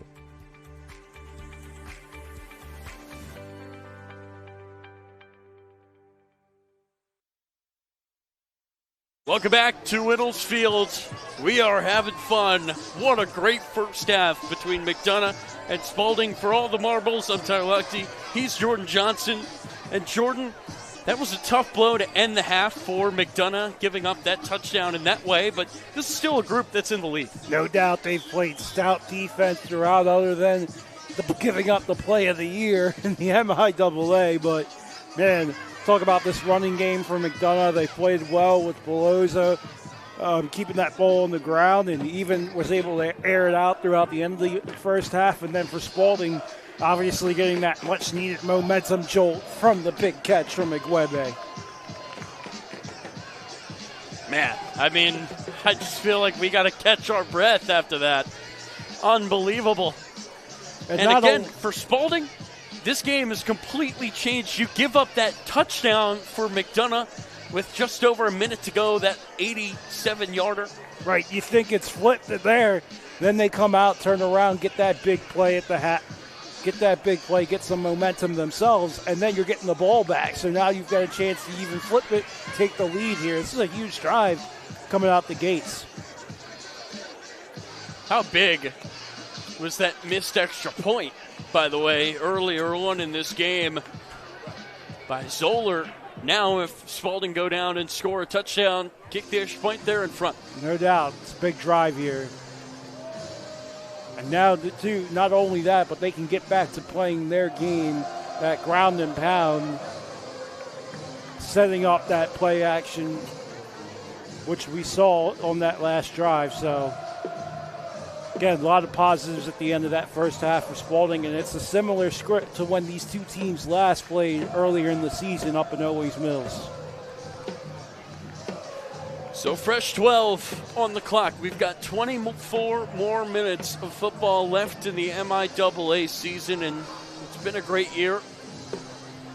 Great football has been played, but man, again, even despite how that half ended, if you told Mcdana coming into tonight, they're massive underdogs, that they would be up starting the second half, you would have taken it. They are still in a good spot. No doubt, absolutely. Everything's in front of them. Got to obviously come out here and execute, make a big stop on defense to start the half, and then get the ball back in the hands of number 9 and let him do what he's done best. And again, you are a dropped interception and a miracle catch not happening away from blinking Spalding. No doubt. That's what it took for them to even get on the board. No doubt. I mean, you're talking about a team that really, when you think about it, should be up by 3 scores. The fact that Spalding's even gotten this to a 1-score game just says a lot about them, but we'll see how they come out this second half here.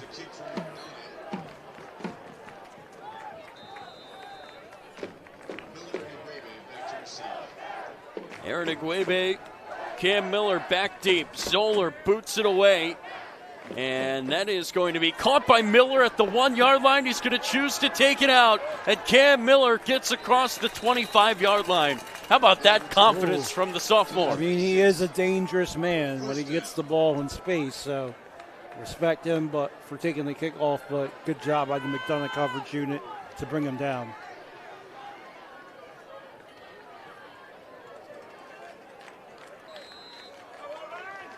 And there's the tandem, Ledbetter and Pinson in the backfield together. That's what really got things going for this Spalding offense in the second quarter. Now a flag is going to fly. That's a false start. That is not how Spalding wanted to start this second half. No doubt, Kyle Schmidt likes playing disciplined football. Certainly not going to like that to start off the second half.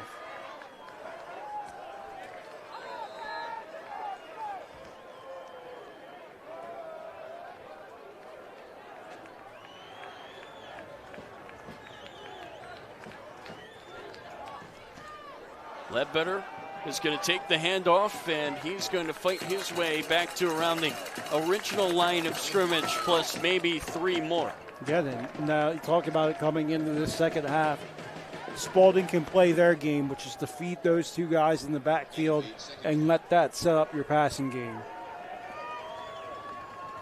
2-back look here for Spalding. Handoff goes up the middle.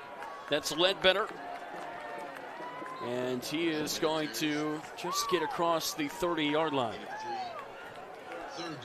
That's going to set up a 3rd down, Jordan. This is a big opportunity here for Mcdana to wrestle back momentum. No doubt they certainly need a stop here.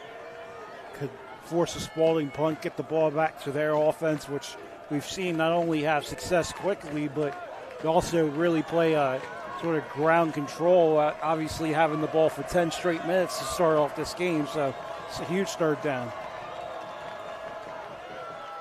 Handoff goes to Pinson. He pushes forward, and then he gets thrown backwards. I don't know if he got there. It's awfully close. Refs are going to give it to him. Yeah, I think it was the forward progress that gave it to him. That's a guy that's hard to bring down. And I tell you what, he hasn't gotten as many carries as he usually does, but the ones he has gotten have provided a spark. Snowden fires, caught! Antonio Ledbetter all the way down to the 30. Good start to the second half for Spalding. The rare Mcdana miscue letting that guy get wide open in space. You see that was on Jansen Craig there. He was the one that was supposed to take Ledbetter. He just gets caught watching the ball and watching Snowden instead of Ledbetter, and then they do the rest. Handoff goes to Pinson. He dives forward to get what he can. It's a gain of just a few. 2nd down coming up. And man, is that demoralizing, Jordan. If you're Mcdana, you come out, you force that 3rd down, and you just couldn't get the stop. You got to give credit to Pinson on that run earlier on. That kind of set up the play there to Ledbetter. And as you've said all season long, the run always sets up the pass. No doubt. It's always this tandem setting up the play action or these RPOs, as we see another one right there, Ledbetter. Ledbetter carries. Short gain. It's a gain of a few. It's going to set up third down, and it looks like 7. So another third and kind of long here for Spalding. There is a Mcdana Eagle down. Official time. And that is R.J. Cruz, who stepped in and played some really, really important snaps on the offensive line when A.J. Flowers was down for a little bit. Cruz is just a sophomore on a team with not that many underclassmen, but he plays a big role. No doubt he's getting some valuable snaps on both sides of the field. And, you know, you talk about really now a loss of a McDonough defensive lineman when Spalding is running the ball so well in this drive. It's huge. Well, they've run it outside well. Up the middle has been a little bit tricky. And I think it's just due to this D-line. So while he's down, we will step away. With 9:29 left to go here in the third, stick with us. Welcome to Mcdana School, where joy lives and possibilities soar. Here, each day brings new discoveries and opportunities to grow. It's not just about the next few years. It's about building a foundation for life. It's when a class discussion sparks a passion you never knew you had. It's finding your voice in the arts, your strength on the field, or your confidence in the lab.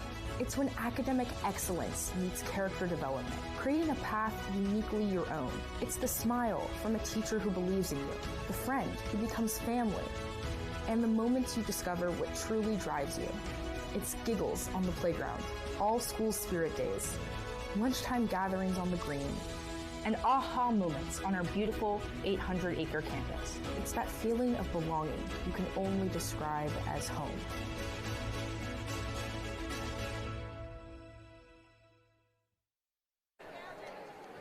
And we welcome you back to Whittlesfield. That's R.J. Cruz, the sophomore, being helped over to the sideline. Tyler Lochte and Jordan Johnson with you here on High Time Sports. Big third down coming up here for Spalding. They've got the signature two-back look with their two really good seniors on either side of their freshman quarterback. Then you got that matchup at the bottom of your screen of Webbing and Davis. Handoff goes to Ledbetter, and Ledbetter's got a first down and more. He tries his best to stay in bounds. He got the important yards, and he is going to be down at around the 16. Ledbetter's going to get all the credit on that run, but that was a grown man block by Cam Pinson in front of him. Just look at him put his body in there. Those are ones that aren't going to show up on the stat sheet, but they show up on film. Cam Pinson is a football player. He's been doing stuff like that all year long. It's a short gain there by Ledbetter. Picks up 3. Spalding looking to take their first lead of the game. This is the latest this year they have trailed. But it is the latest this year that they have trailed since the last time they played McDonough. Handoff up the middle, Ledbetter pushing forward, and number 6 is in for 6. And an extra point is coming to take the lead. Grown man run by Ledbetter. Finds a little bit of a lane, throws a little spin move, wills himself to a touchdown. Well done, 6. This game is tied up. And as you mentioned, a chance to take the lead here on the extra point attack. And that miss looms very large now if Lonergan could knock this through.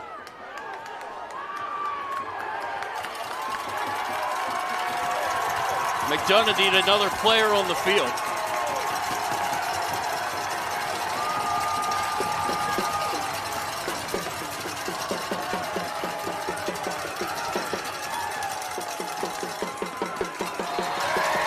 And the kick is good. Spalding fired up. They've got their first lead of the game. And we know once Spalding gets a lead, it's very rare that you see them give it up. We'll get another look at this touchdown here from Ledbetter. Again, how about the guy setting him up, the big boys? Then he just wills himself to that touchdown, refuses to go down, doesn't get much better than that. Now all the momentum is Spalding's way.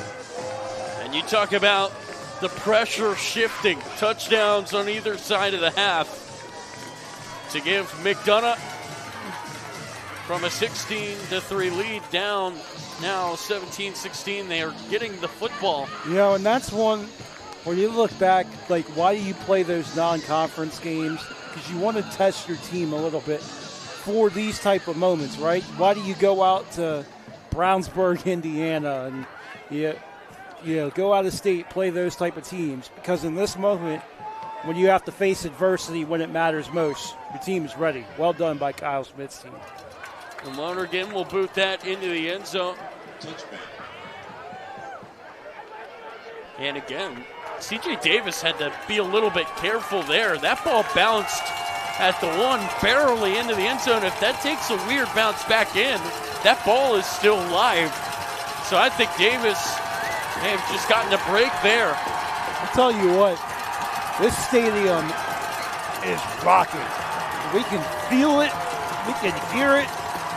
It is the most electric it has been all year. Look at that student section of white out tonight.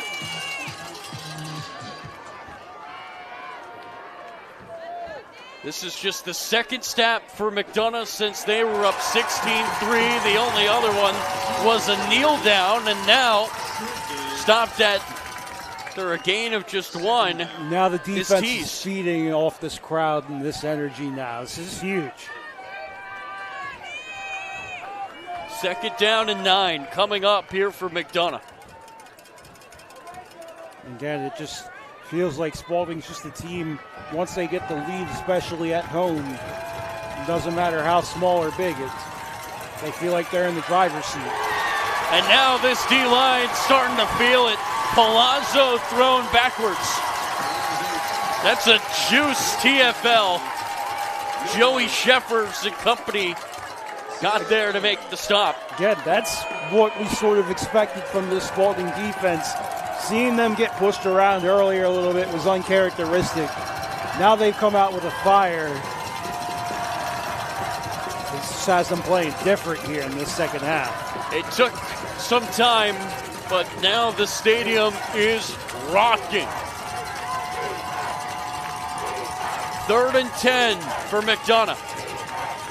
Palazzo and the Eagles need a big play to silence this crowd and wrestle momentum back from the Cavaliers. Palazzo drops back, fires downfield for Ferguson. Oh my, what a catch at the 50. Boy, did Mcdana need that. What a catch. Oh, that was man. just Ferguson making a play. Because that was about as dangerous of a throw as you could throw for Palazzo with right there. And Ferguson just simply going up and making a play. And all of a this sudden, crowd. the Spalding fans are nervous again. It really felt like a stop there, and they were going to just go back to what they've been doing all year long. But Mcdana showing once again they're a tougher test. Tease, though, thrown down. Sean Johnson with his 4th TFL of the year. Your biggest players make the biggest plays when you need it most. And Sean Johnson did just that. Just when you felt like Mcdana was going to get a little bit of momentum, on first down, Sean Johnson makes a big stop.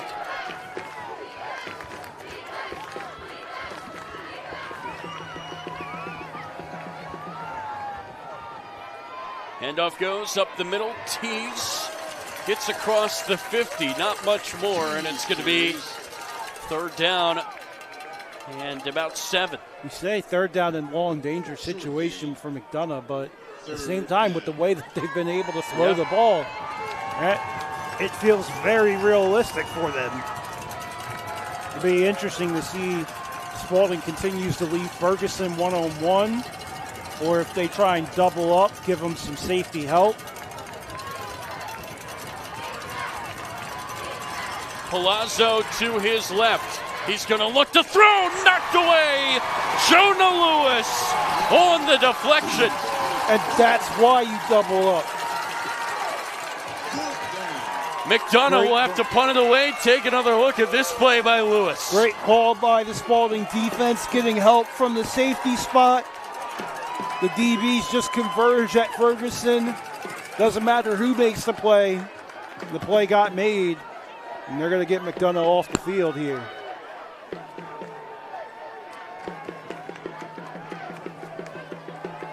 So in to punt it away is Zeller. And Igwebe will fair catch it and around the 15. Out comes Snowden in the offense again. Again, this is where Spalding wants to be. Playing at home, finally got the lead. Big stop on defense. This plays into their wheelhouse. See if they can get another drive going, potentially extend this lead.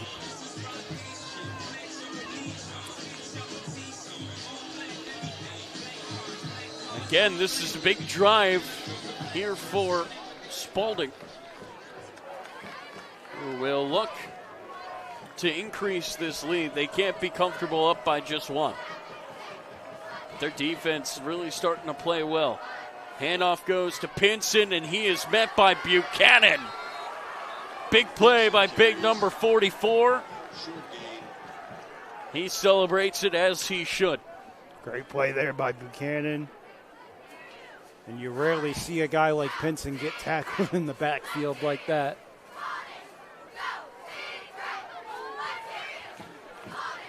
They're going to give him 1 yard.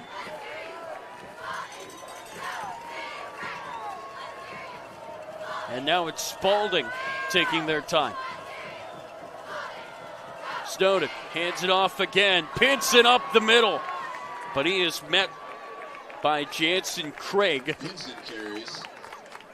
And Craig throws him down, and now Craig is slow to get up. And he is a really important player on both sides of the ball, Jordan. No doubt. Yeah. But he's a warrior at the same time, staying in this game. Clock is still winding down. Spalding lead by just 1. Usually it's around this point where they're starting to get into the running clock zone. Not the case tonight. John Jupe is in motion. 3rd down here for Spalding. They need 5 yards.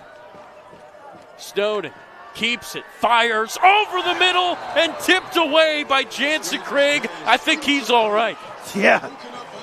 Big tip by Jansen Craig. As I tell you what, that hits Igwebe. That's potentially 6 right there. Great play by number 4 to tip that ball. Like the idea there from Snowden, but yeah, that's all Jansen making a play there. And you got to give credit to Mcdonough's defense. That's a big stop. Calling the fair catch here is Tease. And it will be Mcdonough football and around the 37-yard line. Another opportunity. We saw them have some success with that passing game on the last drive, hitting Ferguson. Drive sold out, but you still have to be happy with that start. Now you just want to finish the drive and turn it into points of your own. See Mcdonough breaking the huddle. What do you think the message is from Coach Hakeem Stoll to his guys right now, Jordan? You just want to stay within the game plan. Keep your composure, keep your poise. You've done it even. This is such a back and forth game. It's a game of momentum, so just don't want to do anything stupid and just kind of keep in your flow of the game here. The late addition onto the field is Caden Cashman. It's going to be a handoff here up the middle, and it's a nice gain for Gabe Jones. Welcome into the ball game. Again, so switching it up a little bit. We've obviously seen Palazzo get the majority of the runs. This time they just simply hand it off to Gabe Jones, and he's able to get him some yardage. It's just his 17th carry of the year. Again, this is a McDonough team without their leading running back, Mason Graham. Palazzo, pressure comes. He tries to get away. He goes down, and there's a flag as well. And I think that's going to be on McDonough. Yeah, I think they're going to call holding there, but regardless, great smell out there by that Spalding defensive line to get to Palazzo. And that's a catastrophe. It was 2nd down and 1. Now McDonough backing up.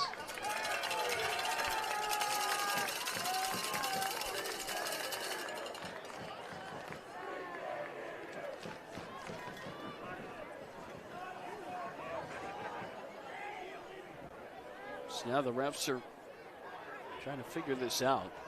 Is Spalding going to decline this? No. They will have McDonough move it back. So now it's essentially just 2nd down and 10.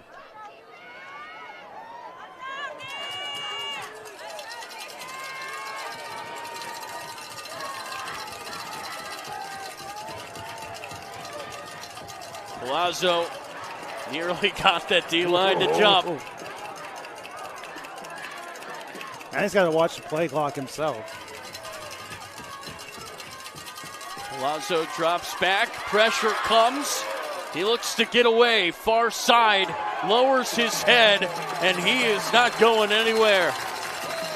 Good initial pursuit by the Spalding defensive line. And then even better to stay on him as he got out of it. As he heads towards the sideline. That was Ethan Boston there. And Justin Snell as well. Meeting at the quarterback. Well done.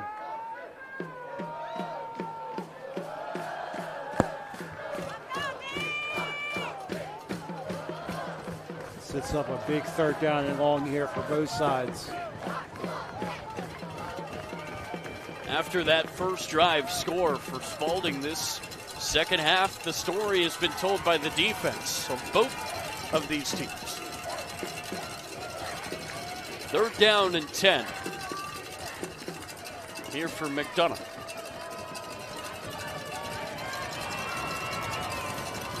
Big play here in this game. Palazzo is going to look near side for Ferguson. His throw is short.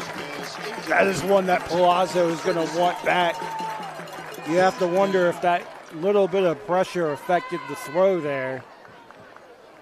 Just a rare miscue from that connection.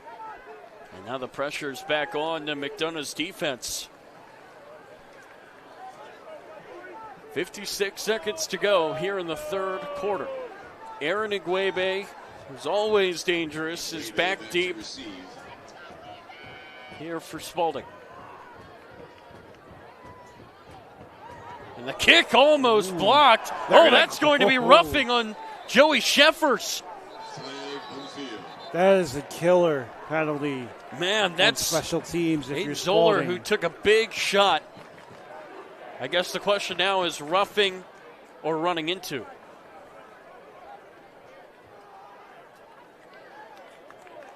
$15-yard penalty for running into the kicker. Ooh, 15 yards and a 1st down. And that's brutal for Spalding. That's Joey Sheffers, who's as good as it gets. He almost blocked it, and then he collided. Here's another look. Look at 0 up the middle. Again, you respect him for playing hard, but... Yeah, he just crashed right into him. So that's going to keep this drive alive here for McDonough. And that could be a game-changing call. No doubt. 48 seconds left in the 3rd quarter.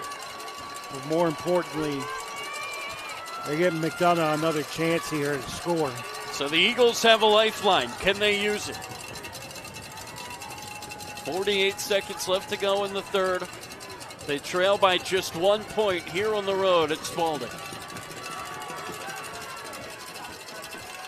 Handoff up the middle goes Gabe Jones for a short gain.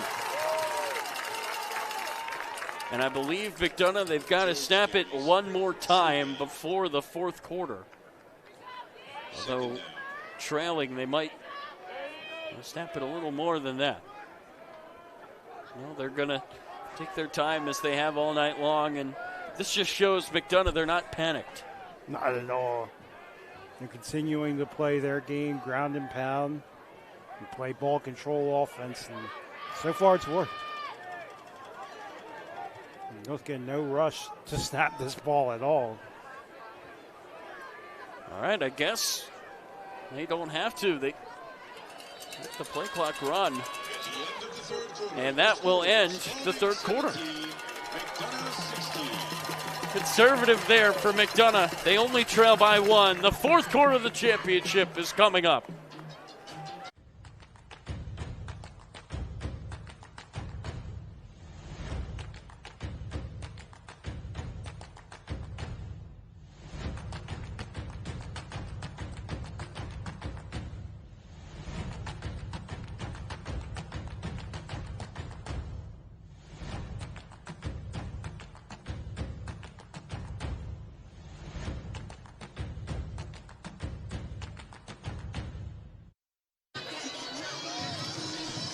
Welcome back here to Whittlesfield in Severn, Maryland. It's a beautiful night for football. It's been a great game of football. 17-16 lead for the hosts with 12 minutes left to go. Both of these teams' seasons. I'm Tyler Lochte. He is Jordan Johnson. Jordan, just a great game of football here tonight. No doubt, 1-point game. You couldn't have asked for a better setup. Fourth quarter, everything's on the line for both teams. Spalding looking for that prestigious four-peat, but they've got to execute here if they want to get that done.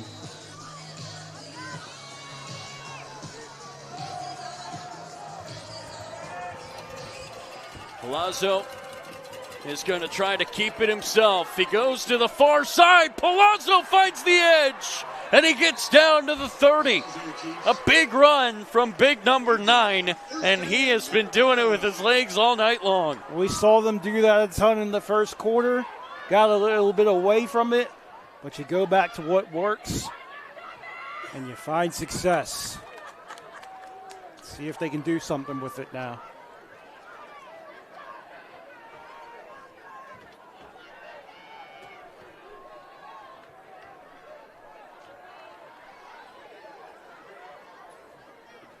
So now Palazzo and McDonough slowing down the pace.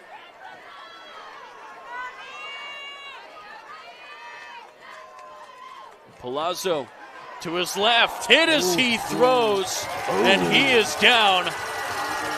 He took a big hit there, Ethan Boston and Justin Snell. You hope Palazzo's okay. That would be a huge loss for McDonough as he's down. Man, you just don't want to see that happen at all. Big-time quarterbacks played the game of his life. You know, he wants nothing more but to continue. I think that was a clean hit. Yeah, it's a clean hit. You hope he maybe just only got the wind knocked out of him as he tries to get to his feet, but man, that would be a big loss if he has to miss any period of this game. Jackson Herbert is the backup. He's warming up on the far side of the field. He's just a freshman. He's thrown only 7 passes this year, completed 4. What a big for moment. 42 yards and a score. And I think he's going to have to come in for at least one play because of this stoppage. Right. All right. Jackson Herbert, what do you got? You've got a freshman quarterback on the other side. Let's see if he can answer. You think if he only has to come in for one play, you may just opt to be conservative and hand it off. But if this is extended time, what do you have, Jackson Herbert? Second down and 10. Here for Herbert in the championship game. Herbert is going to look to throw. Now he's going to run. It looked like for a second. Finally, he got it away at the last second. He just avoided a sack. Yeah, dangerous throw. Not only avoid the sack, but he almost got back to the line of scrimmage. Almost could have been called for a legal forward pass there. So he was very lucky there on that play. And now You're in a tough spot here, McDonough. Big third down, freshman quarterback in. What do you dial up if you're Hakeem Sewell? Obviously, maybe something quick. The guy like Ferguson on the outside, just try to get it into his hands and let him potentially make a play. Herbert drops back, fires it, caught to C.J. Davis. Wow. The guts on the freshman. What a throw. Gutsy throw at that. Had to fit it into a window. Well done, young man. Wow. The future of the program on full display. Herbert keeps, throws it, passes, caught again. This time it's Cashman. McDonough in field goal range at least. Little sidearm throw. Young freshman coming in, playing with some moxie. Excuse me, that was Jansen Craig on the catch. Second down and 4 coming up. And he got Spalding to jump. No. Jeffers didn't make contact. It got back, I guess. Got back in time. Going to let it go. Wow. I guess A.J. Flowers didn't react in time. Herbert drops back to throw again, looking in zone, and it's caught! Touchdown! Carlos Ferguson! Haymakers for both sides. How about the freshman Jackson Herbert coming in and throwing a score? Understood the assignment. Throw it up to your best receiver and let him make a play. He's the leader of this offense, is Ferguson.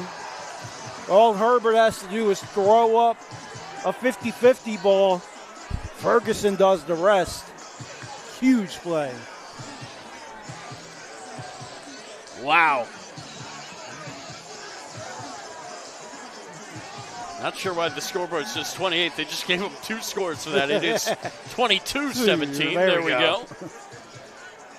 Now they're going to go for 2, try to extend this out to 7. Right.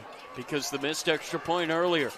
They converted a 2-point attempt in the last game, and now they nearly do it again, but it's incomplete over the head of Jansen Craig. It will stay at 22-17, but let's look at the touchdown throw from the freshman. Just a simple 50-50 fade ball there. All he's got to do is throw it up and let his receiver Ferguson try and go make a play. And Ferguson just uses that vert of his and comes down with it. We've got ourselves a ball game. How does Spalding respond on offense? You saw them get that touchdown to start the half, but then been a little bit doormat ever since. We certainly know that they can get points in bunches, get them quickly, but now you're almost thinking for Spalding, you want to keep this McDonough offense off the field as well.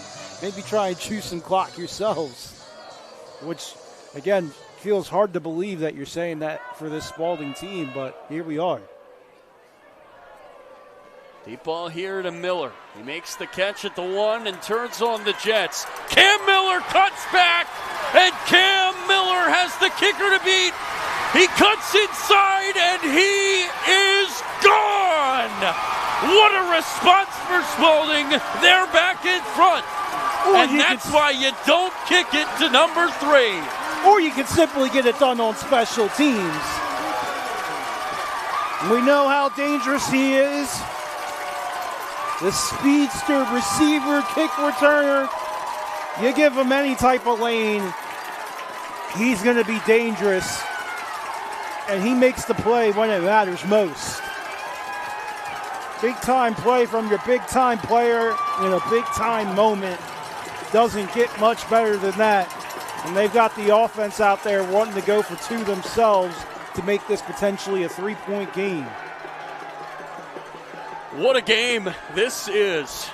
After it was a bit of a defensive showdown in the third quarter, scoring has come alive here in the 4th.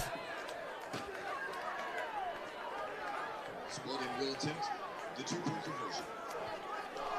So now Spalding will go for 2, as you said, Jordan. They want to go up by 3.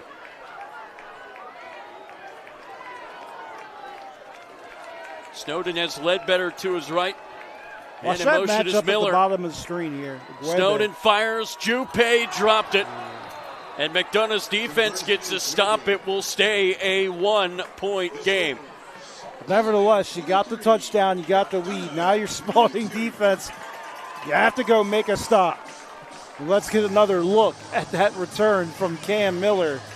And you give that guy any type of lane there, he's going to find it. Just the pure speed. Only has the kicker to beat, not even a shot.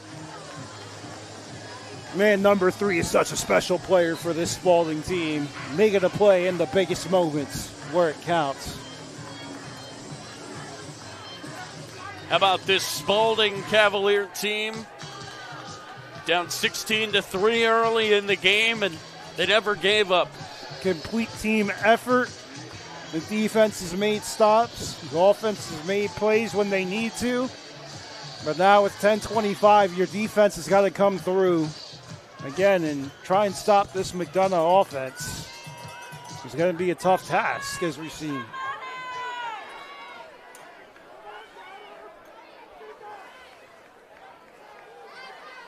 So now Spalding will boot it away. And that's going to go into the end zone. A good job there by Mo Lonergan, and McDonough's offense will come back out onto the field.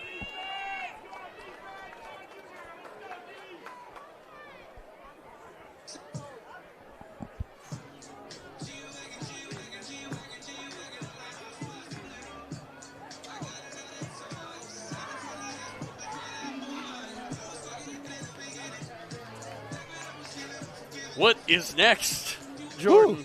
All these twisted turns. All right.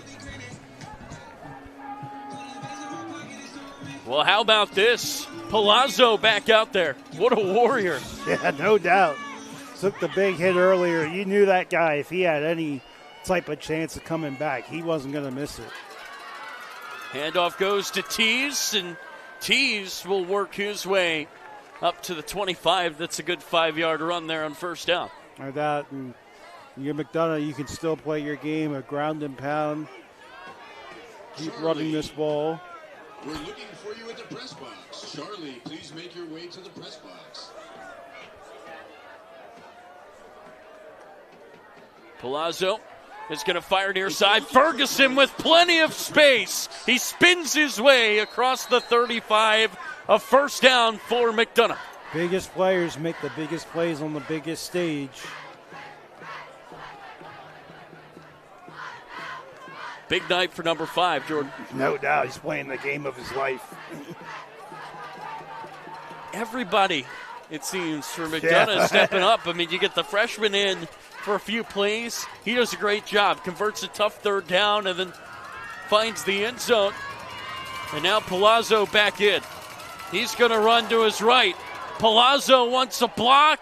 He's going to lower his head and try his best to just squeeze every yard out of every play, even though he's banged up.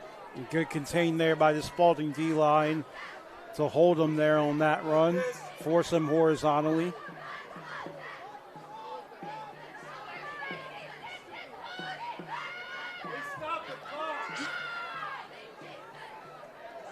.902 left to go in this one.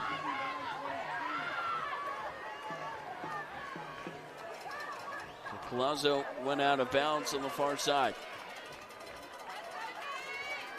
Palazzo pressure from Shepherds. He's drove it into the ground, and he is down again. Oh, that's tough. Big hit from Shepherds. Palazzo. We'll see if he has to. They might make him come out. Yeah, that's tough. Man, what a warrior Braden Palazzo is. This guy has been beaten and battered all night long. It's a clean hit from Shepherds. Yeah. Just unfortunate for Palazzo, who's played such a great game. He's left it all out there. There's no doubt about that. No doubt. You certainly cannot question his toughness one bit.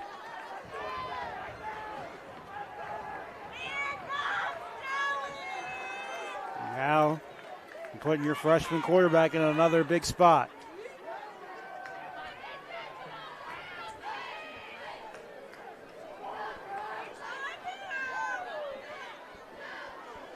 Yep, Jackson Herbert is back in this game.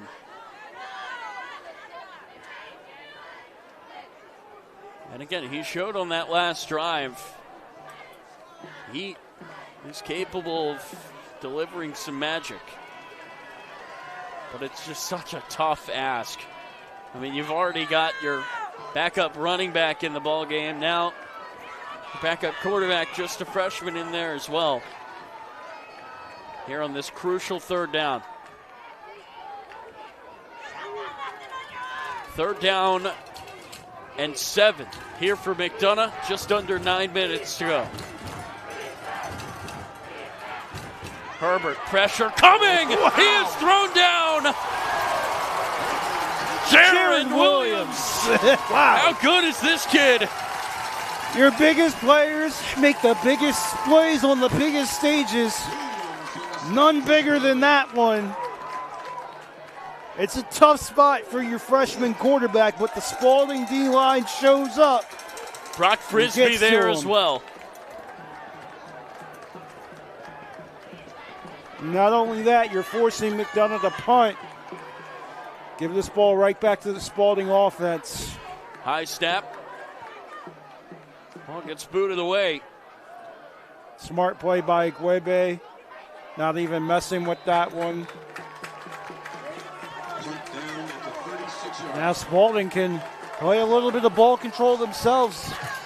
We know what the tandem of Ledbetter and Pinson can do. It's really been those two that have provided the sparkle in what feels like not necessarily the greatest offensive day for them, but those two have gotten it done. Now they're going to need to get it done once again to maintain this lead.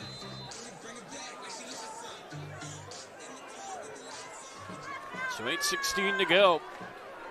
Snowden hands it off. Ledbetter, big run! Antonio Ledbetter turns on the Jets and gets chased down at the 20. Big play after big play after big play. Woo! When the moment is the biggest, number 6 has made the biggest plays of the game. I don't know if we're giving out MVPs, but man, Mr. Antonio Ledbetter has had himself a game for this Spalding offense. He's looking for number 20 on the ground this season. He's going to get a few yards there on first down. And a touchdown here. You wonder if Spalding goes for 2.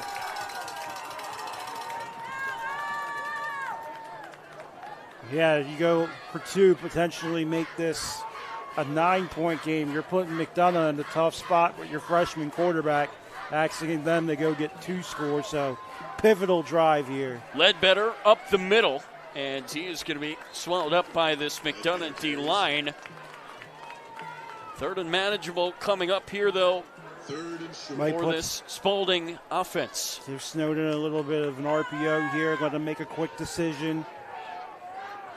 And either get the ball in the hands of one of your playmakers or just set up a potentially closer fourth down. 2-back look. Give us to Ledbetter. He goes up the middle. He's got a first down all the way down to the 6. Or you just don't make that decision hard and give it to the guy who's been going downhill and getting you all the yards of this drive. And Ledbetter, once again, just right up the middle. Spalding doing a good job of just feeding the hot hand tonight. They rode Pinson when he was getting it going early. Now they're just looking at number 6. They are 6 yards away from a score. They give us to Ledbetter again. It's contact made. He's going to be thrown down. Tried to spin free and score, but number 6 dragged down at around the 4. Yeah, he's not a guy that's going to go down easy. But as you mentioned, they just keep feeding the hot hand. Against this McDonough D-line, going to be interesting to see if maybe they roll Snowden out on one of these plays here, whether it's here on second or potentially on third. Give this to Ledbetter, and it was met at the goal line. They say touchdown. He got through Craig and scores his 20th on the ground this year. Or you can just keep feeding your hot hand in Ledbetter. And now, as you said, Tyler, all for mention, Spalding going to go for 2 here. No, Snowden and the offense come off the field. But you're potentially talking about them going up 8 here. Tough ass for your freshman quarterback who's made a big play. The extra point is through, but it is still a one-possession game. Still is a one-possession game, but this is a big ask for McDonough, for your freshman quarterback to come in and lead a drive to potentially tie this game. All the momentum here on Spalding's side, in front of their home crowd. Another look, that touchdown by Ledbetter. You clearly see the ball across the plane there. A great reaction there by Craig, who I think for a second there he thought he had to stop, and then he just put his arms out like, what do you mean touchdown? Right. But you could see there, Ledbetter, he had the ball in his hand as he crossed the plane. Man, what a football game this is. You know when these two teams get together, it's going to be a good matchup. It certainly has been tonight. Football weather, it's getting colder outside, and now we've got Christmas music here at Wittles Field. Sure. Why not? Tell you, the holiday season's going to feel that much sweeter for whoever leaves this game with a victory. Mo Lonergan will boot it away. And again, it goes into the end zone for a touchback. And the question is, who will be at quarterback on this drive? The biggest drive of your season defensively, if you're Spalding, no matter who it is, it looks like it's Herbert in the middle of that McDonough huddle. I just don't know what Palazzo has left. He has been taking hit after hit after hit here tonight. And again, Herbert is a really talented freshman. He's made some big plays tonight. He has thrown a touchdown, and there is Palazzo on the sideline. Yeah, that's tough. A guy that literally left it all on the field, gave it everything he had. An absolute warrior. But now, can Herbert get it done? A.J. Flowers, by the way, a starting alignment, is on that bench with him in pain. Herbert, pressure comes! I don't know how in the world he held on to the football, but it's another sack, that time Joey Sheffords. That's who, Joey Sheffords finding himself in the backfield.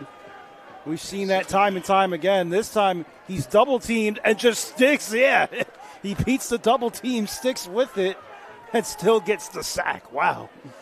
And again, you got to give credit to Herbert. If he fumbles there, this game might be over. I don't know how in the world he managed to keep that ball in his hands.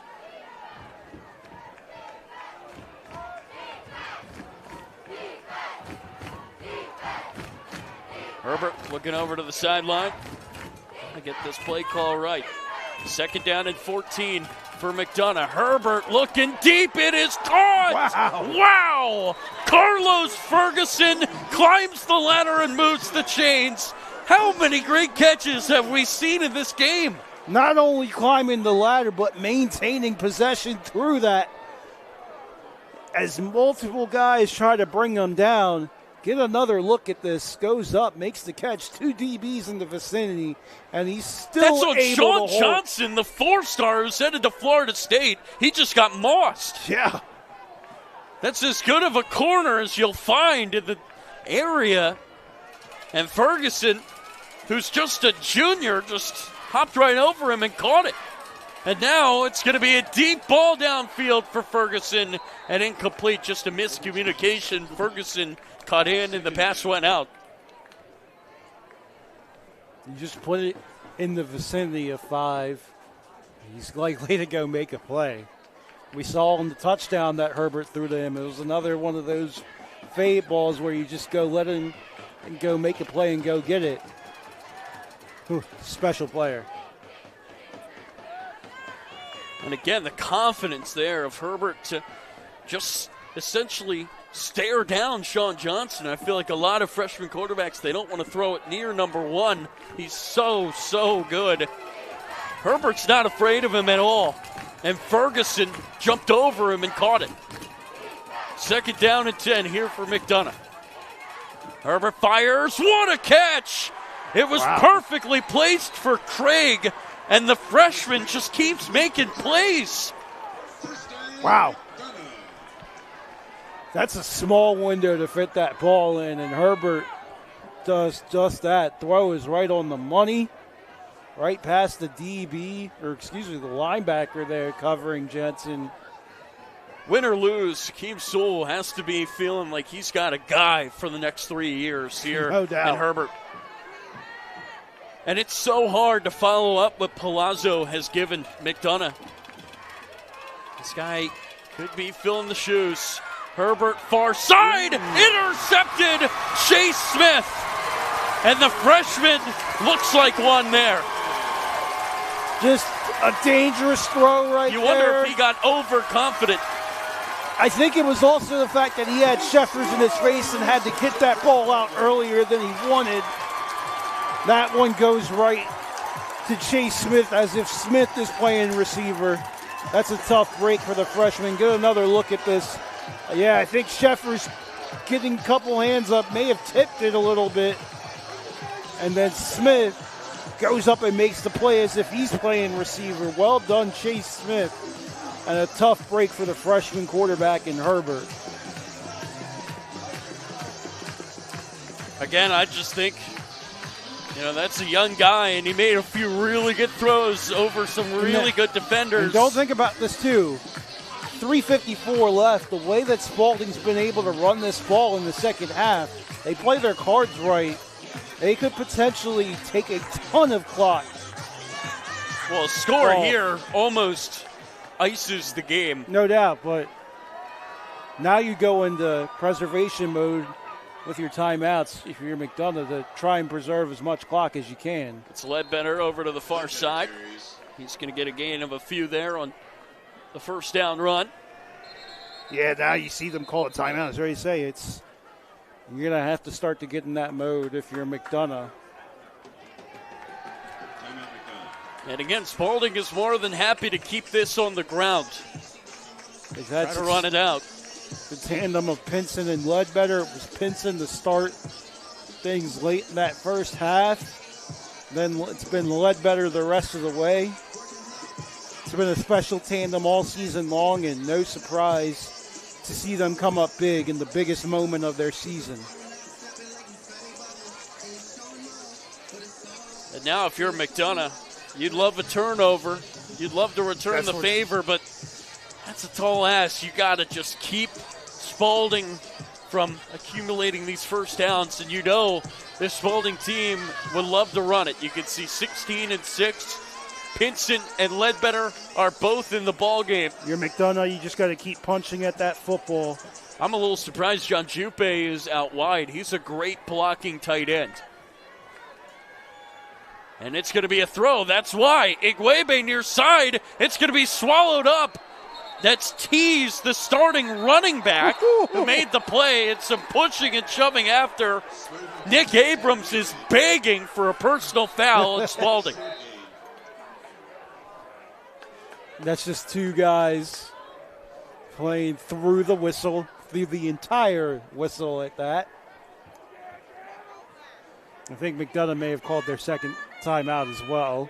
They try to preserve clock. What great play by Abrams there. Swallowing it up. It's going to be third down, and it looks like 7. This is the chance for McDonough's defense. You wonder how many yards is Spalding going to need to get here to think about going for it, Jordan? I think you get as close as 3rd and 2. That's when you start to think about it. I think you get this thing within the 3rd and 2. That's when it starts to become decision. Fourth and 2. Yep. That's when it starts to become decision time. Well, Mcdana certainly has the dogs to try to get a stop here. You can see on the left side of your screen wearing 44, Big Joseph Buchanan. He's a 4-star junior. And number 0, Nick Abrams. He's a 4-star senior. And he's going to be a Georgia Bulldog who only talented. get the best of the best in the Right. defensive side of the ball. Can he make a big play and give his offense a chance? Ooh, almost got McDonough to jump there.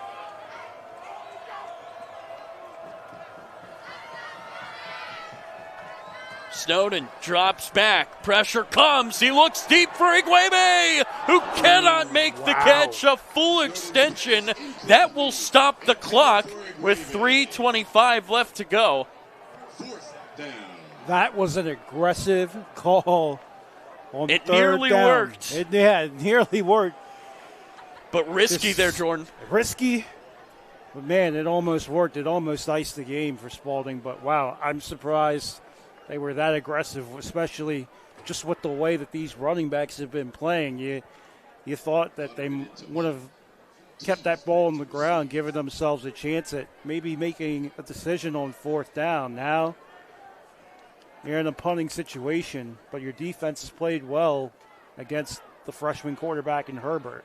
Mo Lonergan's punt takes a bounce, fielded by Tees on the bounce. Far side, a big return. I think he was just waiting to let it roll, but it went right to him, and he makes a big play.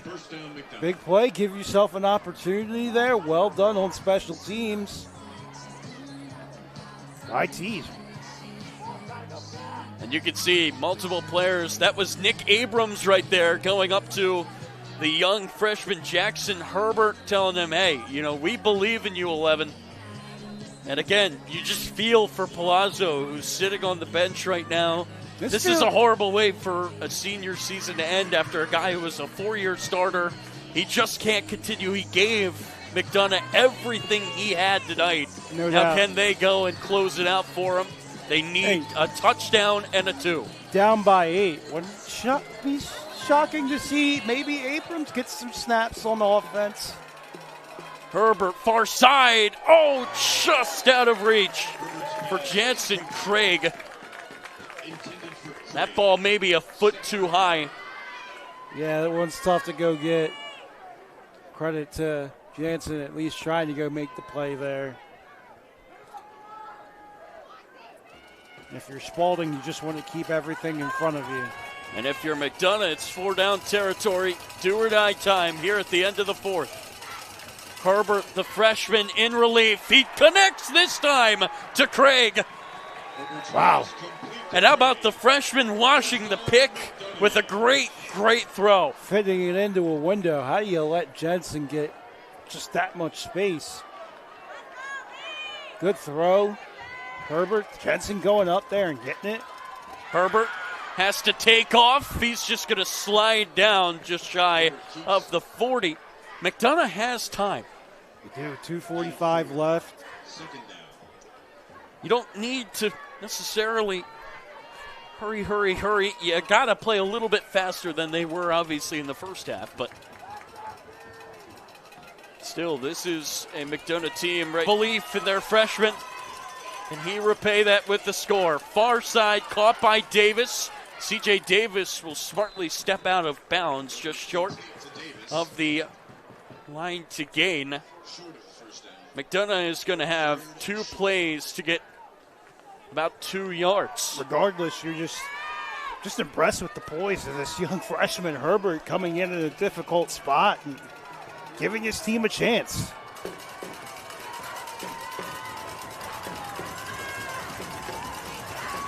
Herbert, who just had 4 completions for 42 yards all year coming into this game, is now being asked to lead his team down the field to tie it.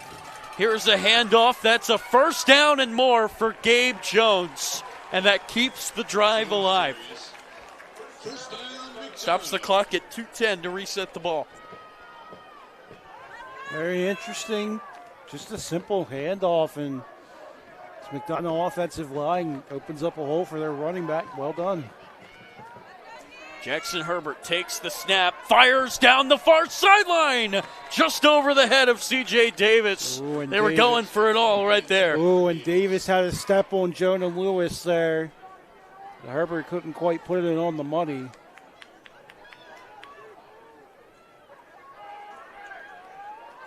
Man. Got another chance at it. And you're right, there was a step, but that throw would have had to be perfect, and I think the freshman has already exceeded expectations tonight. No doubt.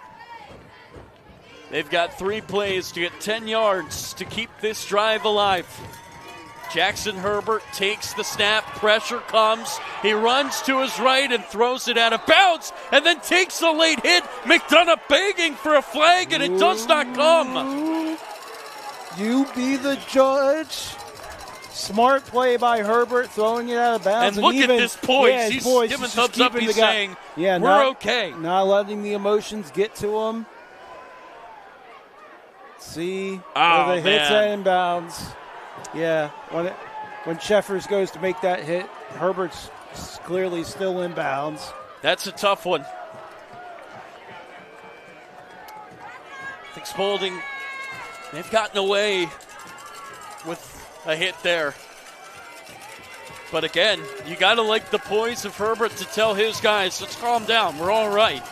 Still got 2 plays here to get 10 yards, and this crowd is making a ton of noise. Herbert takes the snap, they hand it off to Jones.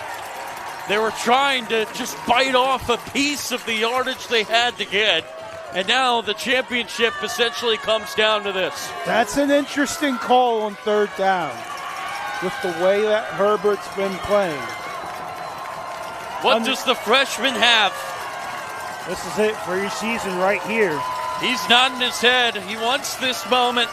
He's going to have this moment after the timeout. Yeah, smart timeout by Mcdana. Last one of the game.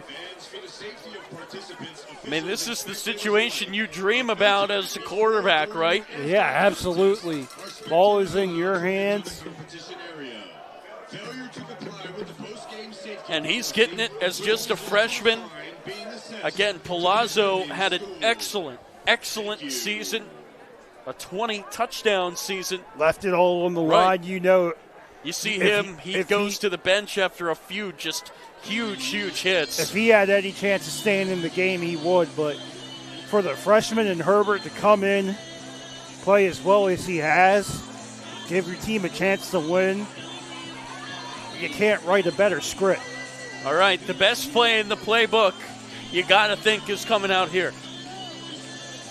I think you take your chances, just like you had on that touchdown. Give it to number 5. Let him go up 50-50 ball. Him and Sean Johnson at the bottom of your screen. All right, here we go.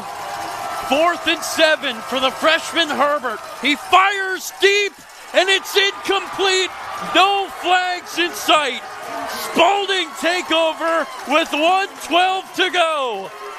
Great hold up there on the outside by Spalding, forcing Herbert to make a throw that, frankly, I don't think he wanted to make, but you got to give your guys something.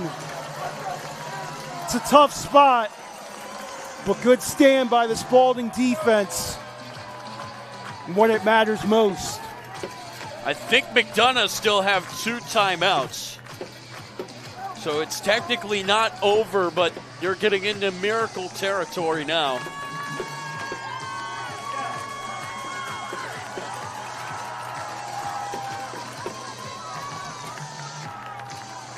Gilman were MIAA champions for 5 years in a row, from 1998 to 2002, but they shared one in 2001 with Mcdana.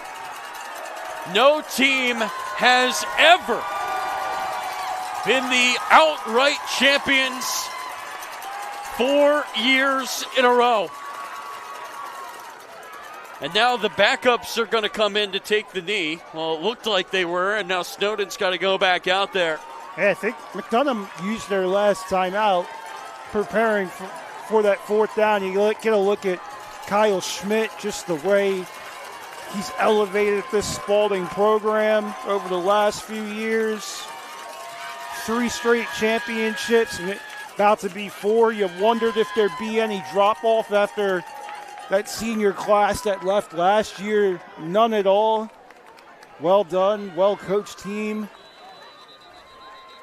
And now a whistle is going to go. A timeout, I think it's going to be called here by Spalding, and you're right. Mcdana can't stop the clock. Right, so one more knee, and that's all she wrote. But, again, you see that Spalding's about to win this game. Kyle Schmidt still getting on his team. Want to make sure they do this the right way. Just speaks to the amount of discipline he's installed in this team, and that's why they're at where they're at. Right. Dating back to 2019. Man, look Spalding at him crack a smile on the sideline, man. Spalding is 45-1 in their last 46 against schools from the state of Maryland. And here tonight, they've been given their toughest test by one since they lost the title in 21, but they're taking it back for a 4th consecutive time. Archbishop Spalding have completed the four-peat. They're MIAA champs, and they get to party here at home. Their toughest test yet all season long. Offense, defense, special teams answered the bell. Well done.